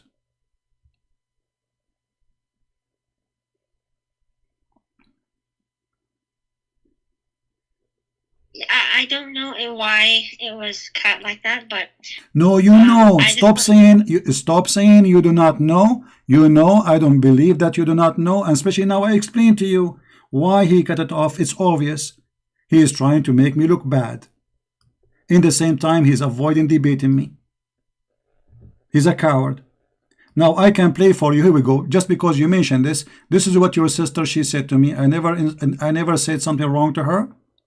All of the fabrication the Muslim they come with is a lie. The videos are there. You can go and watch them, and people will die laughing at Muhammad Hijab, the coward, the liar, who is a great example of his prophet.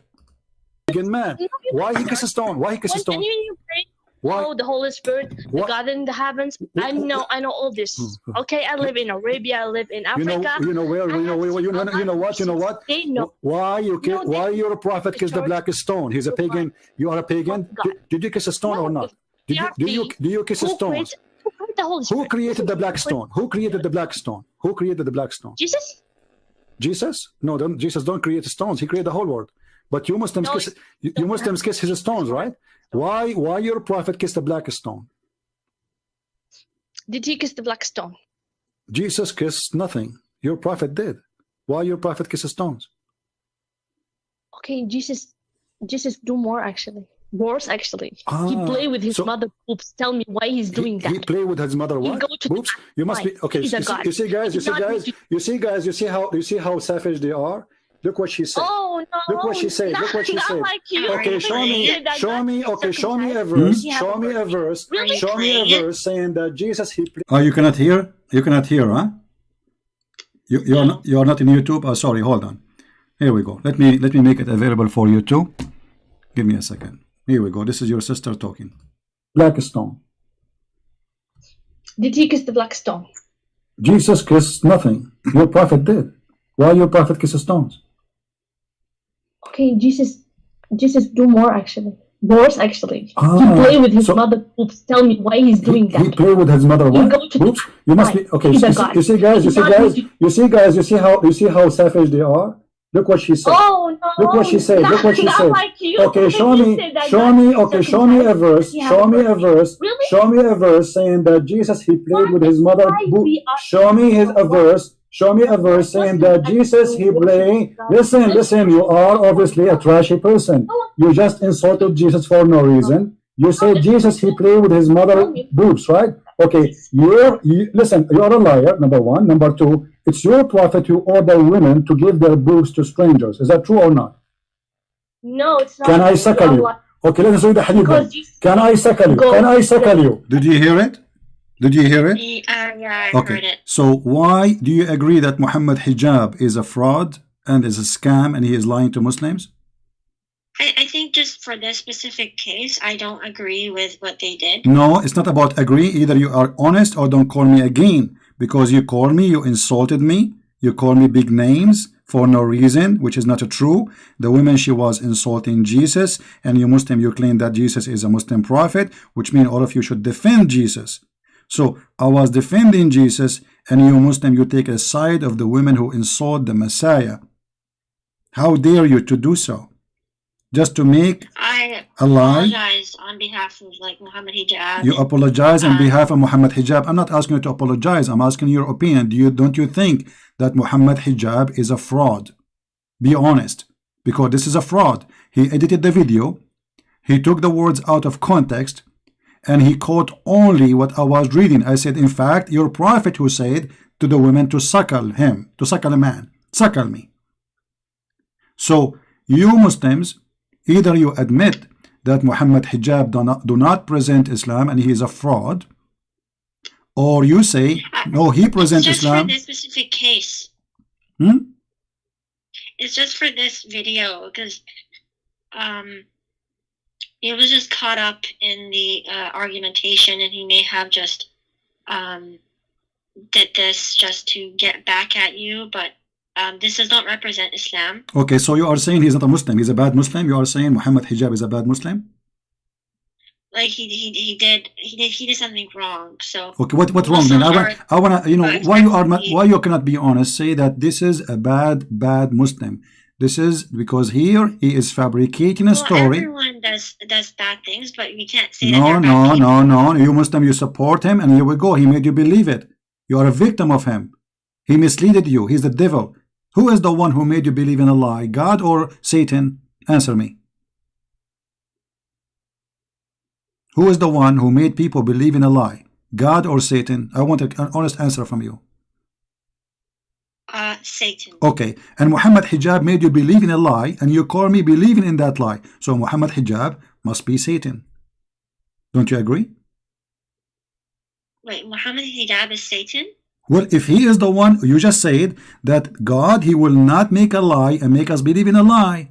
Muhammad Hijab, and you said, I said to you, who is the one who do that? Make lie and make you believe in it? Satan or God? You said Satan. Okay, Muhammad Hijab, he made a lie and made you believe in it. Isn't it him Satan, or his representative? But then you said that Bism is not a word. What? But it is. I said what? Bism is don't change the topic. Don't change the topic. You see how hypocrite the Muslims are? She is in the corner. She will not agree. She will not admit because it is why you are changing the topic now. Why you don't say that Muhammad Hijab? Don't change the topic. Don't change the topic. Muhammad Hijab, he made you believe in a lie, and you said lies is from Shaitan. So do Muhammad present Allah who present Shaitan? Be honest. Yes, so you said the one who lies is Satan, but you said that Bism is not a word, but it is. So what Bism have to do with our topic? What's wrong with you? I'm asking you. This is not what we are talking about. Don't change the topic. You are trying to escape from exposing your brother in satanic worship. He fabricated a tape lying about me, and you agreed and you apologized that obviously this is not a good behavior. Thank you very much. I did not ask you to apologize because he is the one who did that, not you. You insulted me because you believed in his lie for some time. Now it's clear that he is a liar. Why you are not willing to say that he is a liar and he did the shameful act? No, I said that this is a shameful act, but I'm not supporting cutting up videos and not giving the full context. Okay. But so I want to say, okay, at least you are being honest, and this is a shameful act. And I hope Muhammad Hijab will listen how Muslim they look at what he did. He is a fraud. He is a scam. I'm not saying everything he does is a fraud or a scam. No, you said if you lie, you lie, you are a liar. That's it. Nobody can trust you. Nobody can believe you. This is a lie fabricated on purpose, not a mistake. Cutting my videos, putting it together to make it look different from what it is, and then making Muslim believe that I said to a Muslim women, he may have not heard it. No, he may have not heard it. No, he heard it. So you are saying to hold on. So he did play the video. He did not heard it before. This guy preparing for this for 2 months. Anyway, thank you for calling. Thank you for calling. We got you busted, you and your prophet, and you Muslims have no dignity. Editing my audio to make a lie. And you know, and then they said, Christian Prince, he said Muslim women have AIDS. It was the Muslim who was saying that. They said, Christian Prince, you know, you must be single until now because the Christian women, they have AIDS. It was the Muslim saying that. And I was responding. I mean, look how they flipped the truth upside down. Do you see the hypocrisy? If they say it, it's okay. If I will respond to them, it's not.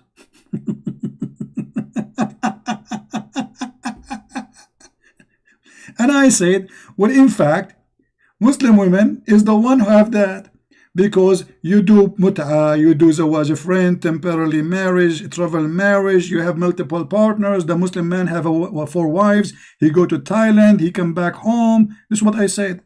I'm not speaking about all Muslim. I was responding to that person who said to me, Christian women have AIDS, saying that this is the reason I am single, because I'm afraid to marry Christian women. They have AIDS. So when we respond to them, they cut and they play. I'm responding for people in the chat, in the text, in the voice. I mean, you know, like all of you, you know, I have my chat running. I respond to people in the chat. I respond to people in Skype by voice and by text. So they cut off my voice to make me look like the devil. Shameful people. This woman, she spoke to me just 2 days ago. I have 2 hours conversation. Did I insult you? Did I say anything bad to you? This woman, she is a bad woman, very bad woman. You know, imagine what kind of a girl. She go and she is a Muslim, and then she claimed that Isa, and not only that, she said Isa, he played with his mother boobs and he was a guy. He was what? A guy. I was asking her about kissing the black stone, not about kissing breast.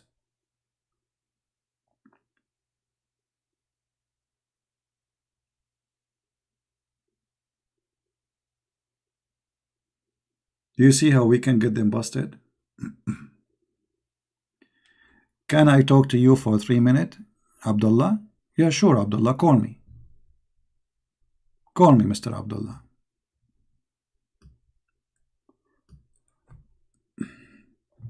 Go ahead.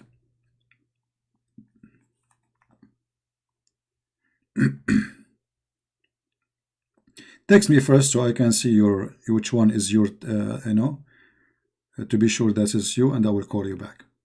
Abdullah.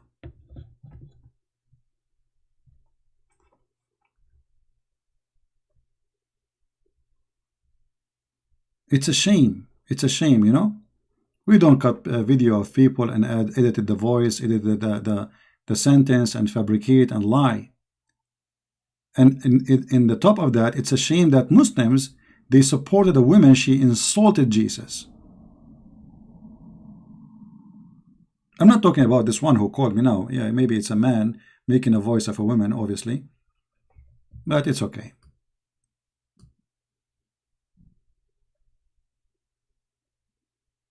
Actually, if Muhammad Hijab have a little dignity, he should be the one going against that woman. All the Muslims should be against this woman.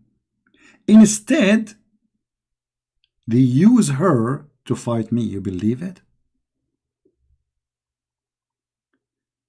But the Lord always, he will show the truth. The Lord always will show the truth. And here we go. Their shame became double. They wanted to shame me, but they shamed themselves.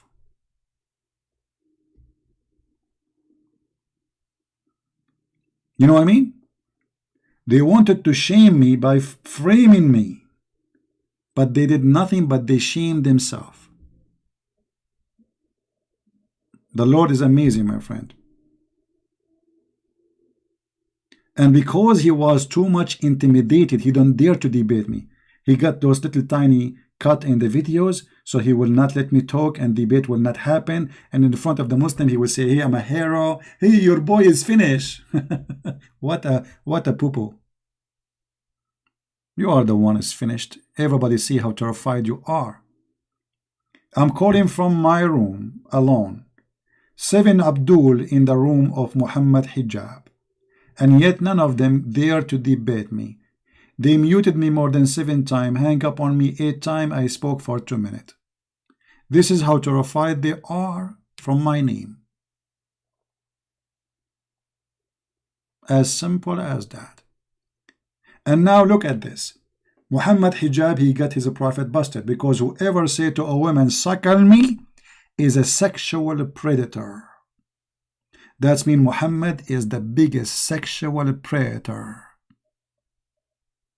For I was reading the Prophet of Islam teaching and I got him busted live.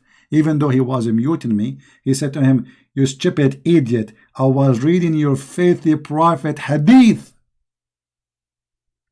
Mute him, shut him up, this bastard. This is what he said to me. But you brought that upon yourself. I was reading your Prophet Hadith, you liar.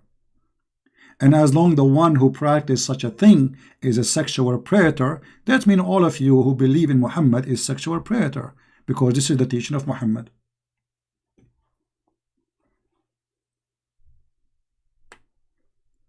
Are you blind?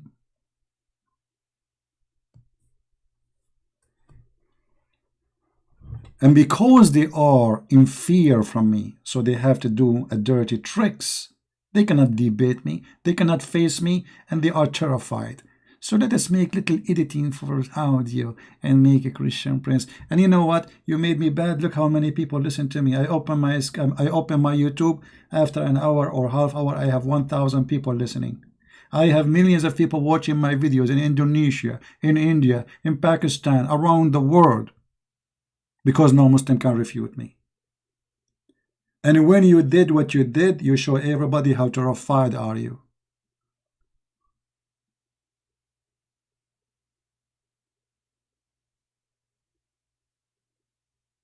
That is the truth. Prophet who teach women to give their boobs. And they say to you, Christian Prince, he said the word poops. Is it a Christian for you? Is it a Christian teaching to say the word such a thing? Oh, I'm reading your Quran. Even your Quran promised Muslims women with big boobs. So look what is my crime. I quote their Quran that make me filthy. You believe it? I quote their prophet that made me filthy. Thank you very much. You just proved that your prophet and your God is filthy. For quoting your God make me filthy and I need to take a shower, I agree. That proving my point. This is God in the Quran, chapter 78, promising me women with big boobs. Do you see it? Do you see it? Hold on. I want you to take this to Mimi Hijab so he can use it in a video. Tell him, a Christian Prince, he made a drawing to make explanation for the Quran, brother. Women with big boobs. Brother.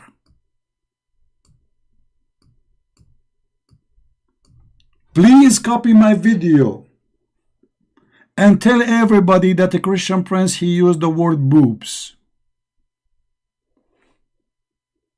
This is your Quran. So if we quote your Quran and we show how stupid your God, that will make us bad? Shame on you, potato.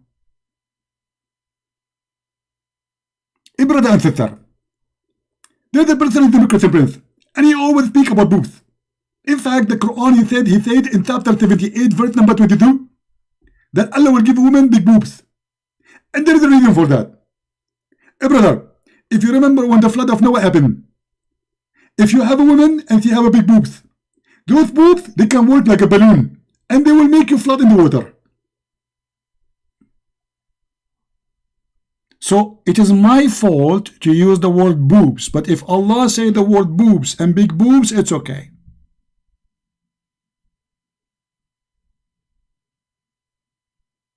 May Allah boob you. You cut my video, you edit them, and that's supposed it will make me look bad. People are laughing at you. Hey, everybody knows what I say, what I teach. And I am the one who made your prophet look like a joke by telling the truth. You see, many people, they will not notice how stupid this verse is until I draw this picture, maybe. I mean, this is how stupid this God is. What kind of God he promised this? Look at this. Look at this. Bismillahirrahmanirrahim. I am Allah promising you women with big, huge boobs. Sorry, this one is damaged because it had an accident 2 days ago. Even the nipples education changed. And that will make me bad? Okay, man. Say whatever you want. People are laughing. Where is the Muslim who wanna call me? Just tell me I'm a Muslim, please. I have many people texting me and none of them is a Muslim. Or maybe this guy. No, this guy is not a Muslim.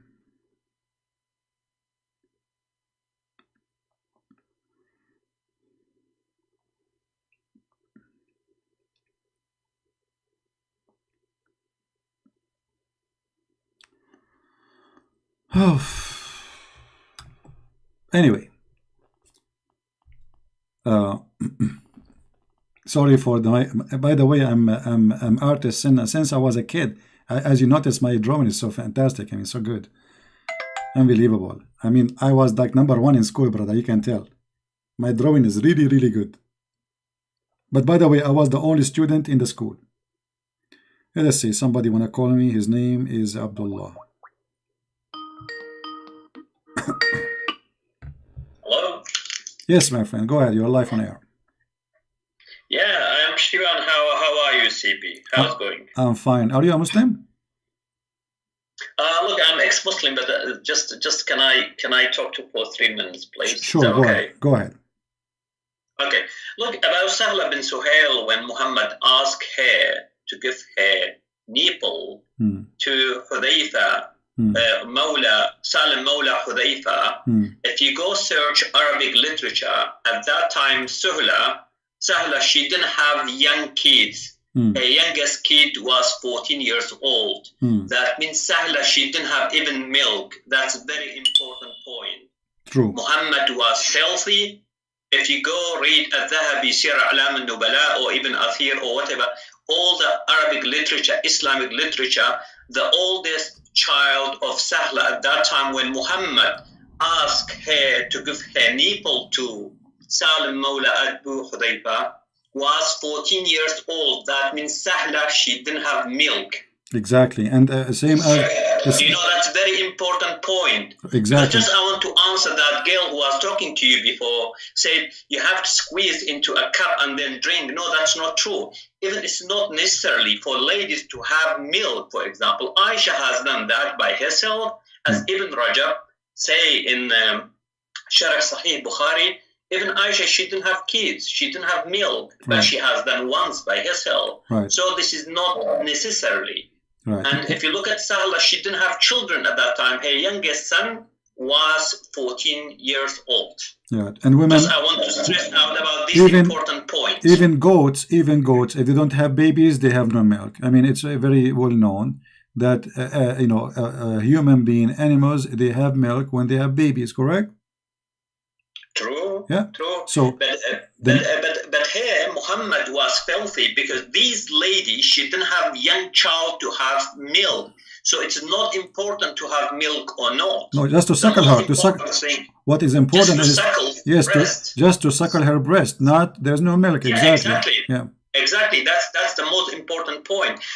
People have to stress out about this important point. So it is Islam is Muhammad God a revelation from Satan. It's satanic worship.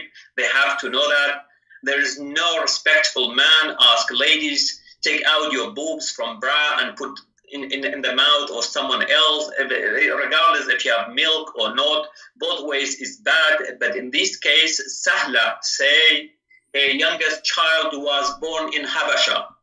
Okay, when the first time, as the 5th year of Muhammad's prophecy, they went to Habasha during that time, she had one child born. So by the time when Muhammad asked Sahla to put boobs in the mouth of Salam, it was around year 6 in Medina. So Sahla's youngest child was 14 years old. She didn't have milk at all. And not only that, this goes for all Muslim women now. It's not about just Sahla. As you see, even Aisha, she practiced that, and she ordered her nieces and her sisters to do that. I mean, how in the world? And what is the point? They were practicing. Not only that, practicing till a few years ago in Saudi, and all Kutub al-Fiqh al-Islami. Yes. It's there. It's mentioned. That they have to do it. Abdullah, there's a fatwa. There's a fatwa. You can search it. All Muslim scholars agree that breastfeeding for adult will not make the person unlawful for you, which means still he can have sex with you. So what the point?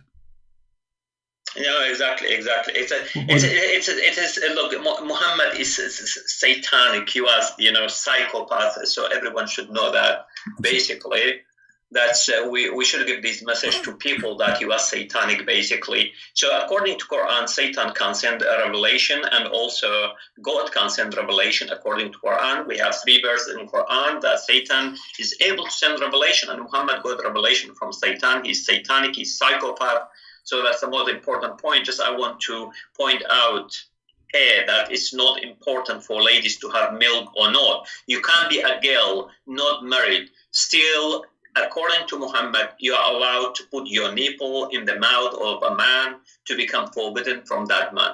Yeah. This is Islamic teaching. Exactly. Well, thank you very much, my friend, for calling, and feel free to call us from time to time. No problem at all. Okay, take care. Thanks a lot. Bye-bye. Thank you. Bye-bye.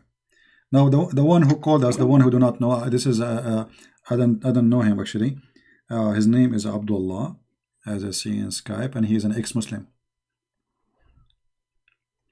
And actually, I have to agree with him and everything. None of the information he said is wrong. The woman, she is not a young woman actually, and she don't have a baby to give milk. So she will suckle what exactly? What exactly she is going to do? And what is the point of this? Even though Muslims, they agree that if a woman, she suckle a man, still he can have sex with her, he can marry her too. So what this is for?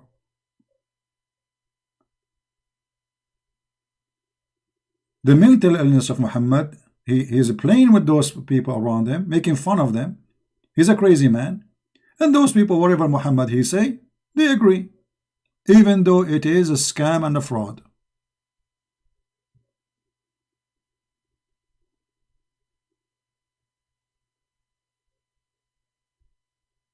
How in the world this person can be a prophet of God? Who can believe in that? And the Muslims, they play victims when we quote what their prophet said, making us look bad for quoting their prophet teaching. This is how disgusting Islam is.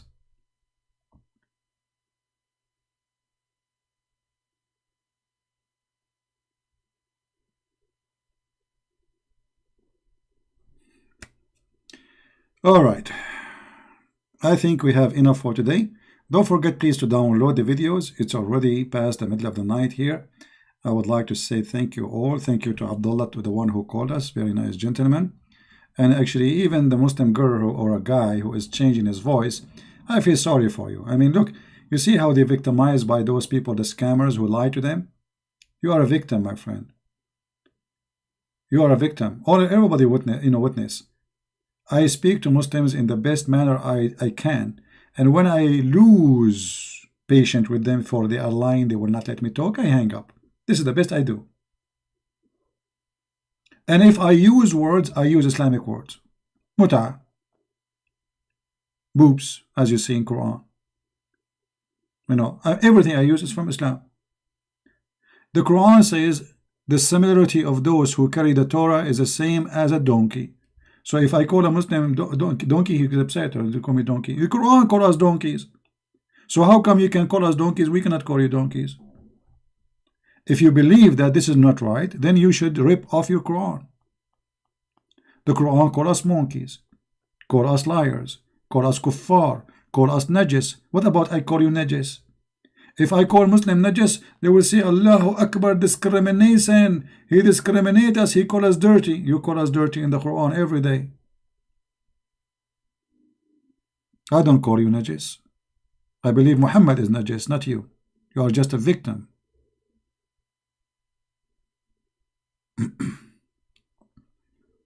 And look at me now. I wish I was exist in the time of the Prophet. I am going to visit all the women in town. Knock from door to door, practicing Islam. Especially the houses have a beautiful ladies. Hello. The Prophet says, "Sakal me." Let me introduce myself. I'm a stranger. My name is Dr. Zakir Naik, and I'm here to do Sakal me. And please, you have to practice Sunnah. And please give me your nipples. And then the Muslim women, because the Prophet said so, she will say, no problema. I will give you my nipples. Which one you like to start with first? The one in the right or the one in the left? I mean, look at this open-minded hippie religion. What kind of religion this religion is? So you cannot shake hands with our wives, but you can shake their boobs? May Allah boob you.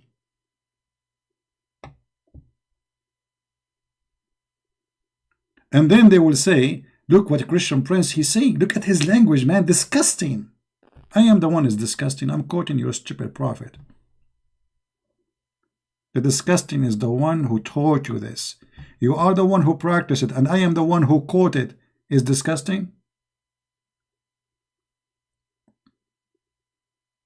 What a crazy religion. Booby cult. Booby booby. Booby doo. Booby boo. Booby. Booby booby boo. You know, there's a song made about Muhammad Booby. Booby doo. Booby. Scooby doo. Booby. Booby doo. Nurse him. Suckle him. Lulu. What the heck? I'm really, truly convinced that the Prophet Muhammad is a prophet. It's a miracle, brother. And 1400 years ago, the Prophet was the first hippie. The first hippie in history, brother. Suckle him. That's it. As easy as that. I mean, there is no introduction. There is no hello, how. Just go to the business. Suckle him. Don't even ask him for his name. Just give him your nipples. It's not the state of banana state. It is the nipple state of Allah.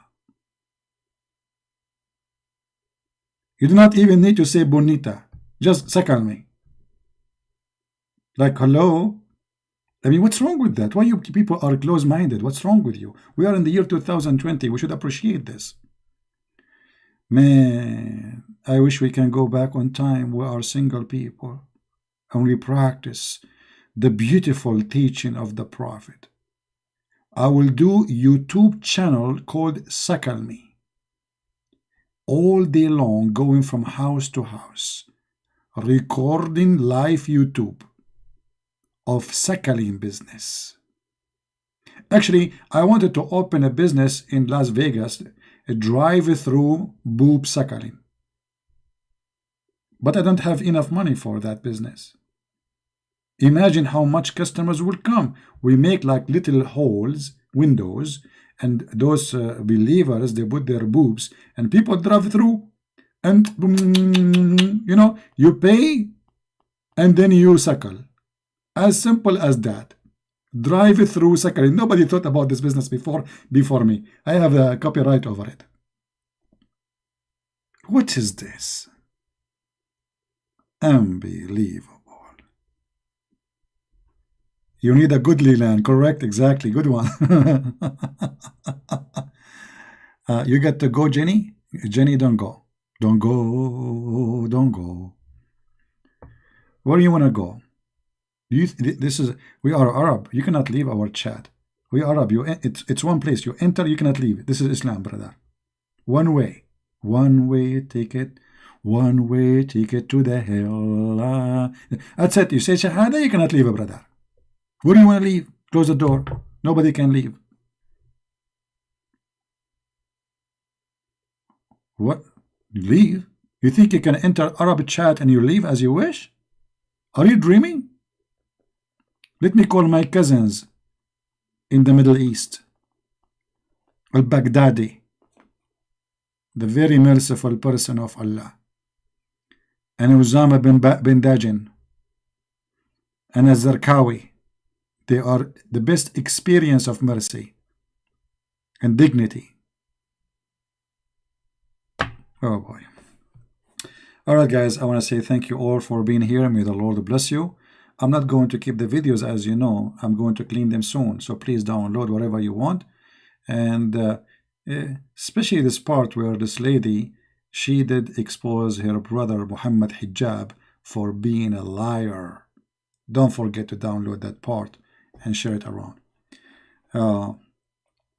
Muhammad Hussein, I'm scared of you. My friend, I'm scared of everybody. I'm afraid to call you, and then you open the camera and then you force your wife to suckle me. You see my fear? I mean, look, even Aisha, I'm afraid to call Aisha. It was narrated, Yahya related to me from Malik, from Abdul Rahman, from Ibn al-Qasim, etc., from his father, that Aisha, Allah bless her and grant her peace, she ordered her sisters that no one can enter upon her unless they nurse him. And I am afraid, Muhammad Qasim, that you will not let me speak to you and your wife unless you force your wife to nurse me. And because of coronavirus, I'm really concerned. Otherwise, trust me, I don't mind. I'm hungry. Why I blocked you? Obviously, you are an idiot. People who repeat text, we block them. People who say bad words, we block them. And people who they are crazy, we block them. And look at you. Okay, what you want to do? Answer my call? Nobody is calling me. Anybody hear anything in the Skype? My Skype is silence. Nobody is calling.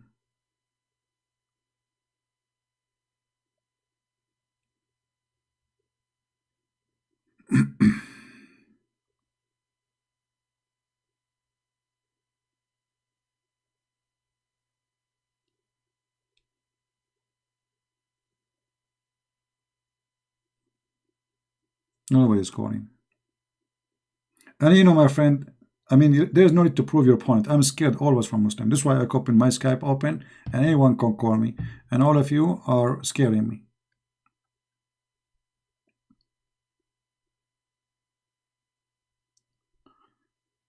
I'm scared. You know, actually, to be honest with you, I will tell you a true story. And the other day, I was asleep. This is a true story. Like I want to go, but I will tell you this story before I go, because it's very touching story. I was asleep, brother. And then in a dream, I saw in front of me a beautiful creature. Very beautiful creature.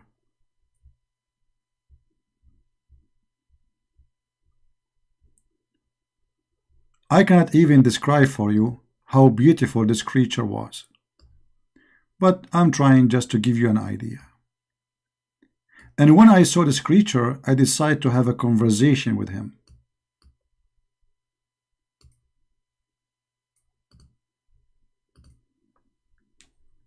His name is Mr. Donkey. So the first question I asked the donkey, Donkey, do you like females?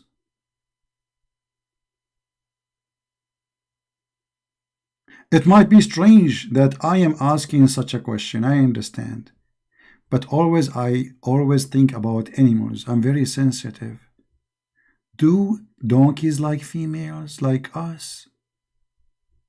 I was really concerned about the donkeys. I mean, maybe they don't like females. Maybe they are not like, they are not straight. Maybe they are like, they like gay marriage or something. And then the surprise, brother. The donkey, he answered and he said, no, I don't like females. And then I remember the hadith of the Prophet Muhammad, peace upon him, when he said that he spoke to his donkey Ya'fur and he asked him, do you like females? Even your Prophet, when he talked to donkeys, he's talking about sex. It's a donkey. You are asking a donkey if he likes females. Ask him if he likes zucchini. Ask him if he likes a cucumber for lunch. Ask him if he likes salad. Females. The Prophet asking a donkey if he likes females. What do you think he like? Seriously, what do you think he like? Do he have different option?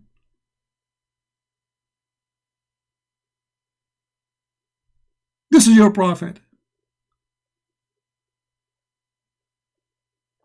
And look at this donkey, man. He was laughing like crazy after I asked him the question. Or what I said to him, do you like females? Look what happened to him. His teeth became big and his mouth is going crazy. Jesus called me a dog. Muhammad Hussein, we laugh at those things. My friend, you are a liar and you are a false person, because Jesus, the story you are quoting from the Bible, not only he did to the women what she asked for, but he blessed her. You are a liar.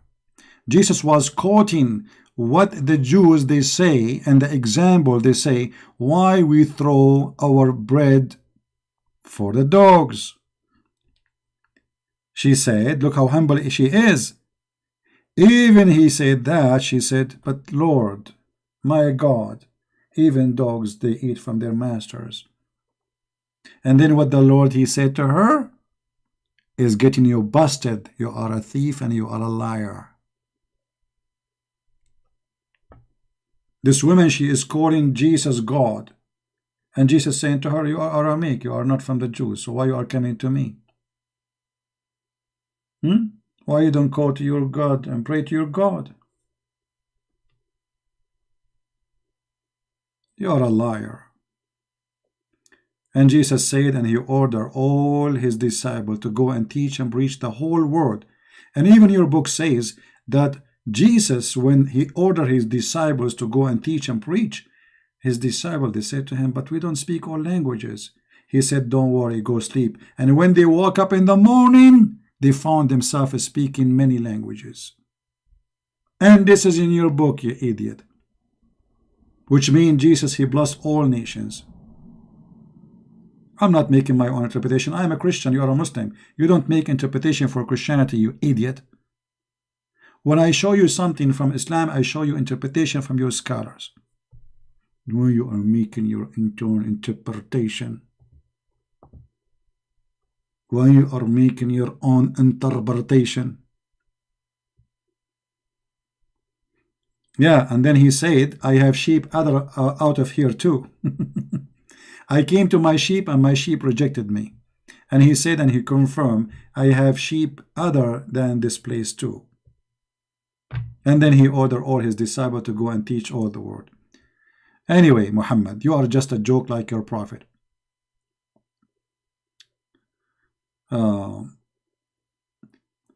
We will try. Is this timing is good, guys, for you? I'm coming late in purpose, actually, so I can reach out to people in India, Indonesia, because I'm really receiving great feedback from those countries. You know, yesterday we have a person who left Islam from Indonesia, and today I receive more names who left Islam today, about 8 people, and they are from Indonesia too. So the total in less than 24 hours, we have 9 people. Let me sure about the number. No, actually, 8 people. 8 people. We have 8 people left Islam just in the last 24 hours. Those they contacted me, and they, you know, they express how grateful they are to learn the truth. So God knows how many they are leaving Islam without contacting us. So I'm really happy for people in Indonesia. I'm happy that they are coming out of this cult and seeing how beautiful Islam is. All right. Yeah, that's why I'm coming late, actually, but I will try to come earlier too, so we can serve people in Europe. Don't forget, please, to download my videos, share them with your friends, and this is the best way we can spread the truth. And you can add subtitle to your let me take off this picture of this guy. I mean, this guy is making me dizzy. What? Just close your mouth, man. I mean, what's wrong with you? By the way, donkeys are very smart animals. Many people, they take them wrong. They have I want to go, but you guys, you are forcing me to stay. Okay, hold on. I mean, what I can do now? I mean, when Christian Prince, he said, I'm going, that means it's going to be like 2 hours later. You know what I'm talking about, brother? You know exactly, right? Okay. Muhammad, he spoke that donkeys, they have more features than him. You believe it? Donkeys and roosters.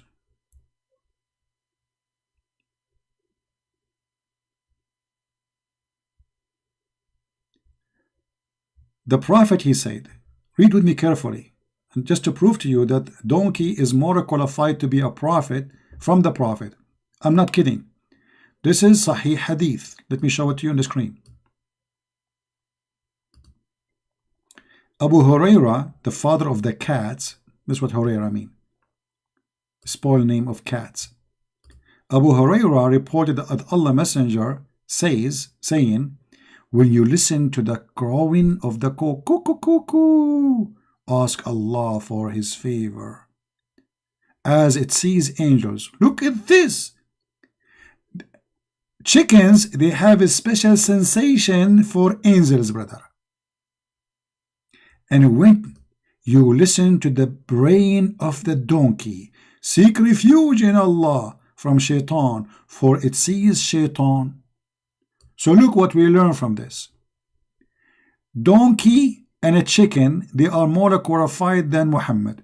Muhammad, he saw shaitan, he did not notice that this is shaitan. Muhammad saw an angel, he did not notice that is an angel. He asked his women to do striptease for him to prove that this is an angel.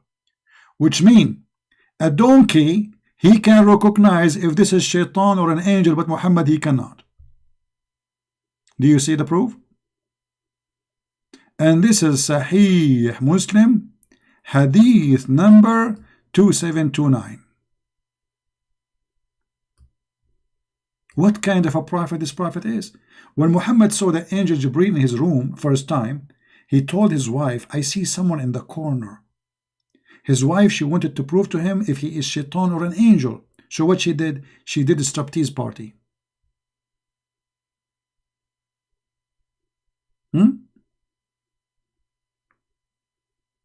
Striptease party.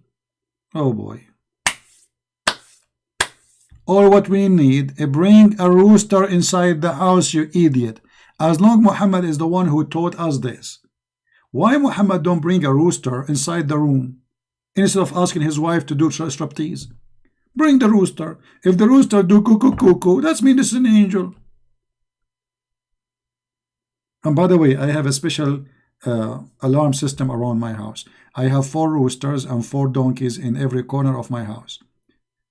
So in case any angel walk by or any shaitan walk by, I will be alarmed immediately and I will grab my gun.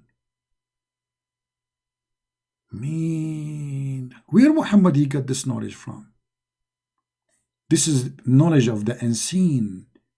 This is knowledge from God himself, the God of boobies. This is the last thing I will share with you today. Thank you very much for being here. May the Lord bless you.